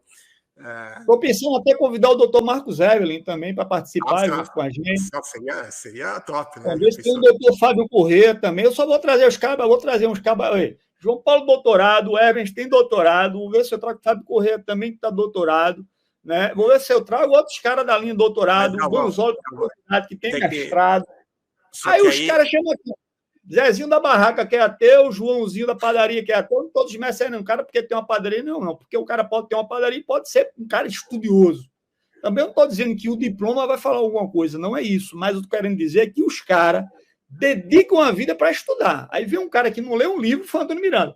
Tá bom, então cita aí para mim um livro, o cara disse assim, cite um livro para mim, o autor que você leu sobre a Inquisição, para estar falando aqui da Inquisição. Ele piscou o olho assim, estou desconfiado, porque eu não lembro. Então, o cara fala de um assunto que às vezes nem leu, velho, um livro de referência. Esse é o problema, cara. Aí, tudo bem. O cara não é porque o cara é doutor, tá certo. Concordo, cara. Não é porque o cara tem mestrado que é o fodão. Concordo também, porque tem um bocado de camarada aí que tem doutorado e mestrado que é uma merda. Mas eu estou falando de caras aqui que são referências no Brasil na área deles. Tudo bem. Marcos Zero é químico, ele não é da área de biologia. Óbvio. Mas é um cara estudioso na área. Por exemplo, o doutor João Paulo Reis, o livro dele que ele escreveu como tese de doutorado, que inclusive eu comprei, essa semana me encontrei aqui com o João Paulo, ele é daqui de Recife também, adquiriu o livro dele, A Fé dos Ateus. O cara trabalhou e fez uma pesquisa vasta na área de genética e colocou na tese de doutorado dele, que foi analisada por vários doutores e foi aprovada a tese do cara. E depois ele publicou. Aí o cara diz, não vale. Como não vale? Passou na mão de um bocado de doutor. Como é que não vale? Os pares analisaram a tese do cara. Sabe? Então, é um cara estudioso, irmão. Então, eu não posso repugnar nem desprezar esse cara. Entende, Lucas? O Weber, se eu não me engano, posso ter enganado, mas me corrija, mas ele tem 2.000 artigos científicos publicados, né? E o cara é uma das maiores autoridades. Mais de 1.000 artigos, né, publicados. Agora parece que tem na área da química, né? O cara é uma das melhores autoridades em química e eles ainda vão tentar humilhar, desprezar o Weber, né? Cara, não dá para entender um negócio desse. Bora humilhar esse cara porque esse cara é teísta. Cara, o cara é químico, o cara tem mais de 1.000 artigos, o cara tem fórmula, sei lá, que danado é, que tem o nome do cara, velho. Vê a doideira. Aquela questão que, infelizmente, no Brasil, Lucas, os nossos intelectuais não são respeitados, cara. Não são nem lembrados. Cara, eu estava vendo um vídeo hoje de um colega dizendo que recentemente, essa semana, morreu, quem foi, estava falando, foi o Victor Helios, que morreu aí, um cara aí, que o cara é uma sumidade matemática em várias coisas, em filosofia. E esse cara, os livros dele são publicados em vários outros idiomas, mas não é publicado no Brasil. Por quê? Porque ninguém valoriza, um cara que realmente é profundo no assunto. O cara é uma referência mundial, mas no Brasil ninguém liga pro cara. Então é aqui, acontece isso. A gente era feito Marco Zero e a galera caga pro cara, Eu ia comentar que até mesmo a filha do Eberle, ela tem um currículo 1000 vezes maior do que desses ateus aí, né? E eles ainda assim querem ridicularizar. Só antes de responder essa pergunta aqui, eu queria só fazer um comentário breve. Você falou sobre a questão da moralidade, objetivo e tudo mais, que os ateus falam, como que você sabe que o mal é mal? Pela intuição. Mas o curioso é que a mesma intuição leva a gente a acreditar que Deus existe. Porque a crença em Deus é universal, é de todas as épocas, em todas as culturas, em todas as civilizações. Você vai pegar, pegar para índios que nunca tiveram contato com a civilização, eles creem em uma divindade, eles têm alguma noção de algo além dessa vida, de algo além desse mundo. Nenhum deles é ateu, materialista, naturalista igual a eles. Então, todos eles têm essa intuição de que Deus existe. Agora, para eles, a intuição serve para acreditar, para reconhecer que o mal é mal, mas não serve para reconhecer que Deus existe. Né? Então é curioso essa intuição. Né? Deixa eu só responder aqui um chat aqui que o colega Orp, né, é o ZMG DOP. Cara, valeu aí pelo apoio. Cara, porque assim, a live hoje é uma live de análise no debate, não é uma live aberta, né, para a gente rolar treta aqui no debate, senão a gente vai perder o propósito da live, né? Mas com certeza, cara, com certeza, eu vou abrir uma live sobre esse debate aqui, vou botar cristãos e ateus aqui, 3 e 3, para a gente trocar uma ideia e conversar sobre a live, entender? Sobre a postura, o que. Porque, cara, eu não estou dizendo aqui que Paulo Cogos venceu o debate, não. O próprio Lucas Manzoli fez um vídeo no canal dele falando do show de horrores que foi esse debate. E ele criticou tanto o Antônio Miranda, como também criticou o Paulo Cogos. O propósito da live hoje é analisar esses supostos textos abomináveis da Bíblia, né, que o Antônio Miranda fez referência. É o propósito da live de hoje. Não significa dizer que eu não vou dar voz aqui, quem é ateu, quem quer falar alguma coisa. Não, cara. A gente vai fazer uma live para dar voz também ao ateu entrar e dar a opinião dele. Eu respeito, cara, a sua opinião. Eu, inclusive, disse ontem na live que eu fiz, uma live a gente analisando a postura de tanto do Miranda como Paulo Cogos no debate. Cara, aí eu parabenizei o Miranda. Em que aspecto? Que ele soube levar o debate. Ele ficou o tempo todo demandando que o Paulo Cogos respondesse, e não respondeu nada, porque na realidade nada foi perguntado a ele. Então, Paulo Cogos, ele o quê? Aceitou a camisa de força. Né? E não, em nenhum momento Paulo Cogos demandou que Antônio Miranda justificasse os pressupostos subjacentes aos argumentos que ele estava levantando contra o Paulo Cogos. Porque, Lucas, quando você me faz uma pergunta, Lucas, você já está pressupondo um montão de coisa como verdade para que a pergunta faça sentido. Então, eu vou requerer que você justifique as pré-condições transcendentais que justifica aquela pergunta, como uma pergunta congente, como uma pergunta sólida, como uma pergunta relevante, sensata. Mas o Paulo Cogos fez isso? Não. Então, mérito para Antônio Miranda, cara, que botou Paulo Cogos no canto da parede, ficou perguntando, e Paulo Cogos aceitou ficar o tempo todo o quê? Respondendo, ou pelo menos tentando responder. Entende? Então, nesse aspecto, Antônio Miranda tem mérito no debate. Agora, quer dizer que os argumentos que Antônio Miranda levantou, todos eles são irrefutáveis, são infalíveis, são os fodão? Tem paciência, né, velho? Então, o ateu que diz que Antônio Miranda ele acertou em tudo, desculpe, colega, você está sendo fanático. Você não está fazendo um juízo imparcial. Por exemplo, eu não sou inscrito no canal do Antônio Miranda, mas eu sou inscrito do canal do Paulo Cogos. Eu podia aqui estar puxando sardinha para o Paulo Cogos, porque eu sigo o curso dele de História da Filosofia, sabe? Do canal dele. Não é porque eu acho que o cara manja muito bem, cara, em muita coisa. Agora, por causa disso, eu vou passar pano para o Paulo Cogos disse? Não, o Paulo Cogos falou um bocado de merda, bicho, num debate. Eu concordo com o ateu quando eu falar isso. Mas, Lucas, então, Dopo, você, com certeza, cara, com certeza, vou lhe dar espaço aqui para a gente trocar uma ideia e bater um papo de boa, cara, respeitosamente. Agora, Lucas, responda essa questão aqui, porque o Antônio Miranda, ele constantemente está levantando, não só ele, como outros ateus aí, como o Fábio também, né? O Fábio levanta muito essa questão, o ateu Fábio, né? Eles assim, Lucas, se você pode, né, explicar sobre a passagem que Deus mandou matar todo mundo, animais, crianças. Eu acho que ele está se referindo a Samuel 16, né? 1 Samuel. Os ateus não sabem o que é hipérbole. E aí, Lucas, o que é que tu me diz? Sim, isso aqui é que eu abordo, um tema que eu abordo bastante no meu livro. O primeiro capítulo é só sobre isso, vai te falar bastante disso. Galera, baixa o livro do Lucas lá no no blog dele, lá na página dele. Depois ele vai compartilhar, eu vou deixar aqui também embaixo o link lá da página dele, porque ele tem todos os livros que ele escreveu lá para você baixar gratuitamente, ou então, caso queira, comprar o livro dele físico, para também dar uma força ao trabalho e ao ministério dele, tá bom? Mas fala aí, Lucas. Então, vamos usar como exemplo o texto que a maioria dos ateus sempre evoca, inclusive teve alguém no chat que falou desse texto também. Vamos lá, que é 1 Samuel 15, aquele texto lá que eles mais gostam de citar. Assim diz o Senhor dos Exércitos: castigarei os amalequitas pelo que fizeram a Israel, atacando-os quando saírem do Egito. Agora vão, ataquem os amalequitas e consagrem o Senhor para a destruição tudo o que lhes pertence. Não os poupem. Matem homens, mulheres e crianças, recém-nascidos, bois, ovelhas, camelos e jumentos. Aí vai dizer: Saul atacou os amalequitas por todo o caminho, desde Avilá até Sur, a leste do Egito. Capturou vivo Agag, rei dos amalequitas, e exterminou seu povo. Mas Saul e o exército pouparam Agag e o melhor das ovelhas e dos bois, os bezerros gordos e dos cordeiros. Pouparam tudo que era bom, mas a tudo que era desprezível e inútil destruíram por completo. Então, assim, você lendo aqui esse capítulo, parece muito claro que os amalequitas foram completamente terminados, não sobrou ninguém, morreu todas as mulheres, todas as crianças, todo mundo morreu. O que vai dizer isso? Terminou seu povo, destruíram por completo, enfim, seguindo tudo. O único, por esse relato aqui, por esse texto, parece que o único que sobreviveu foi Agag. Vai falar, né? Capturou vivo Agag e exterminou todo o seu povo, né? Agora, curiosamente, alguns capítulos depois, a gente fala no capítulo 27, o que vai acontecer? Davi e os seus soldados atacavam os Gesuritas, os Jarcitas, os Amalequitas, povos que desde tempos antigos habitavam a terra que se estende de Sur até o Egito. Olha que curioso. Primeiro, os Amalequitas continuam existindo na época de Davi, que é ali na mesma época de Saul, porque Saul morre e logo em seguida quem assume é Davi. Então faz poucos anos, não é que deu tempo de Agag sei lá, procriar e aí teve um monte de gente aí, não. Aqui, apenas alguns anos depois, já temos os amalequitas como povo.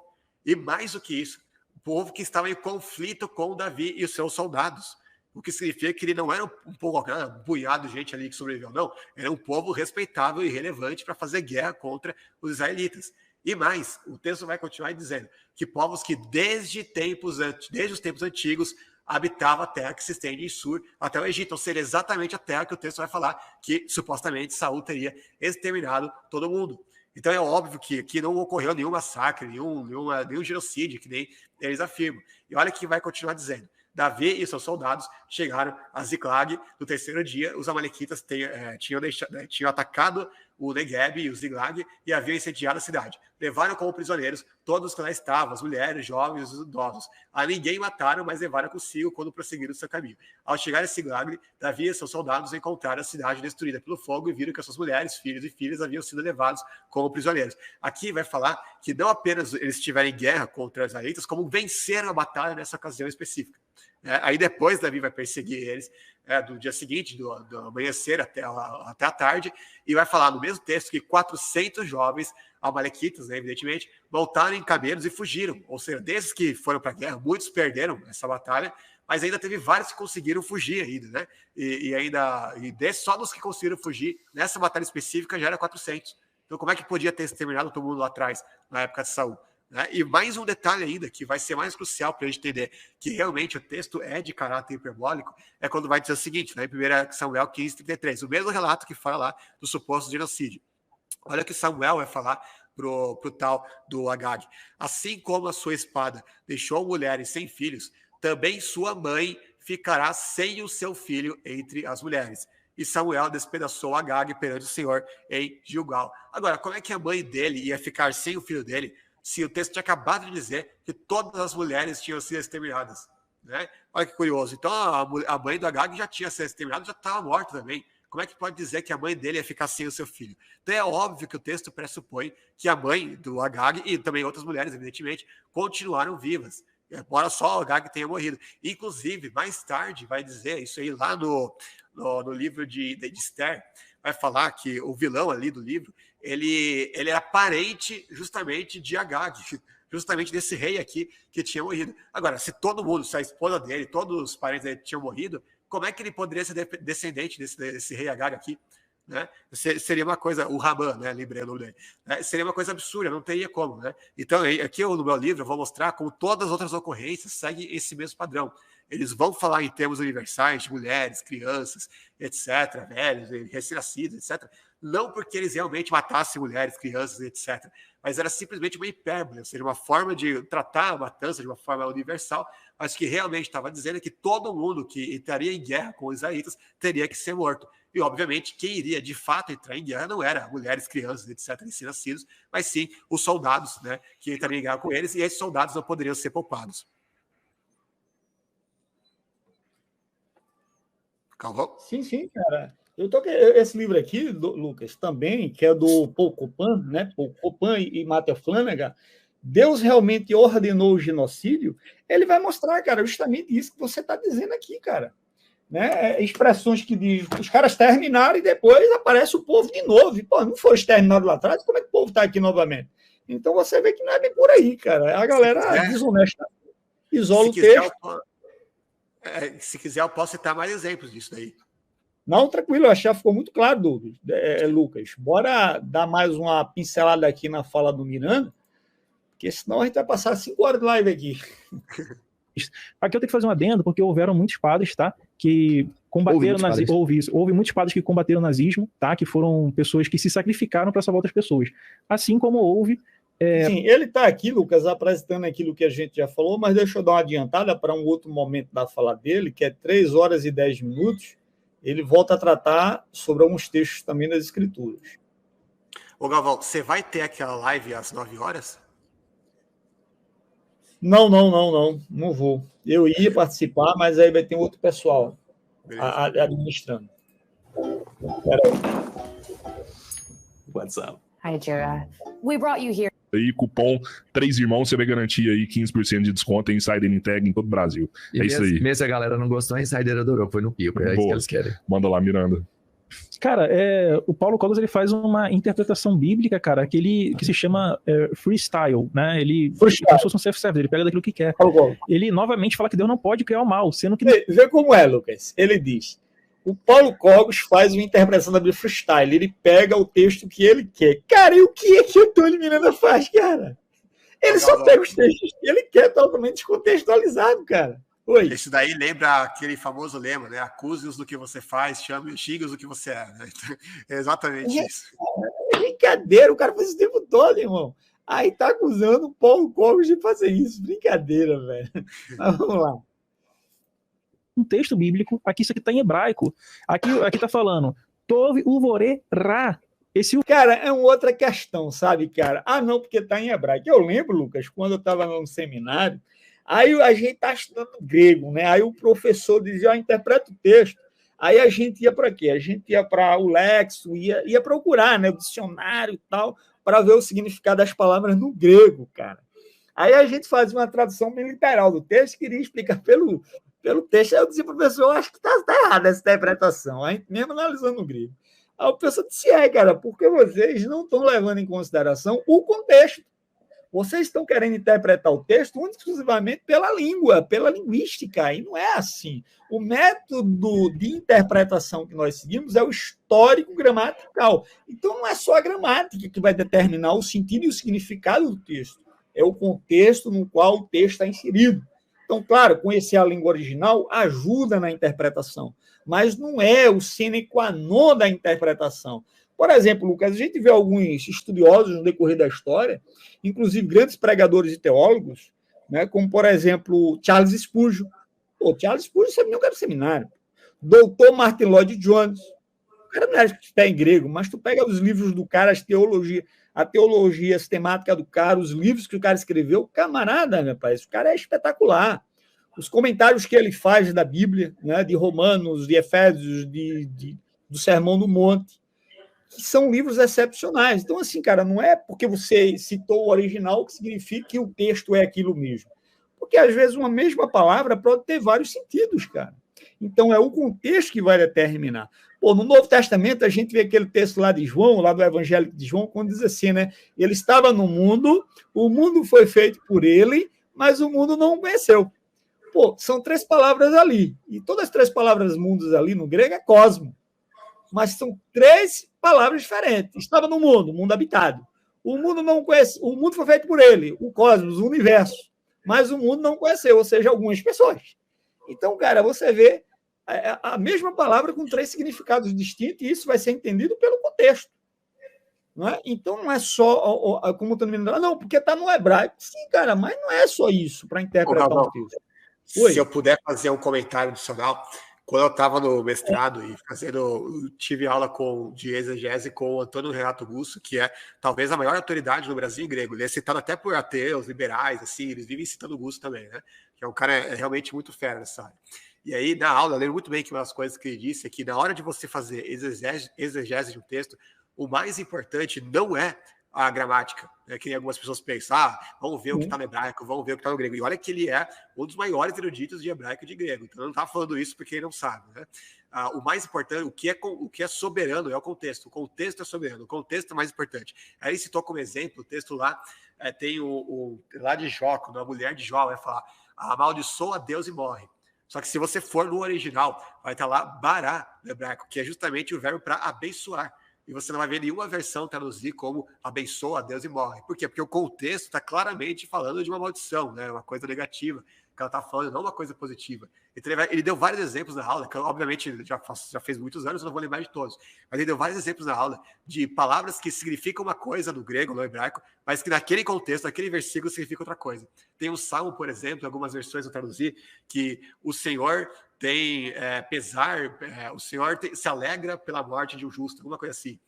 E aí outras versões vão traduzir como o Senhor tem pesar pela morte do justo. E aí ele vai mostrar que, apesar do hebraico estar lá o verbo para alegrar e tudo mais, a tradução certa pelo contexto é de lamento, realmente. É mais uma vez um exemplo de uma palavra que tem um significado original, mas que no contexto ela está significando outra coisa, inclusive o oposto daquilo.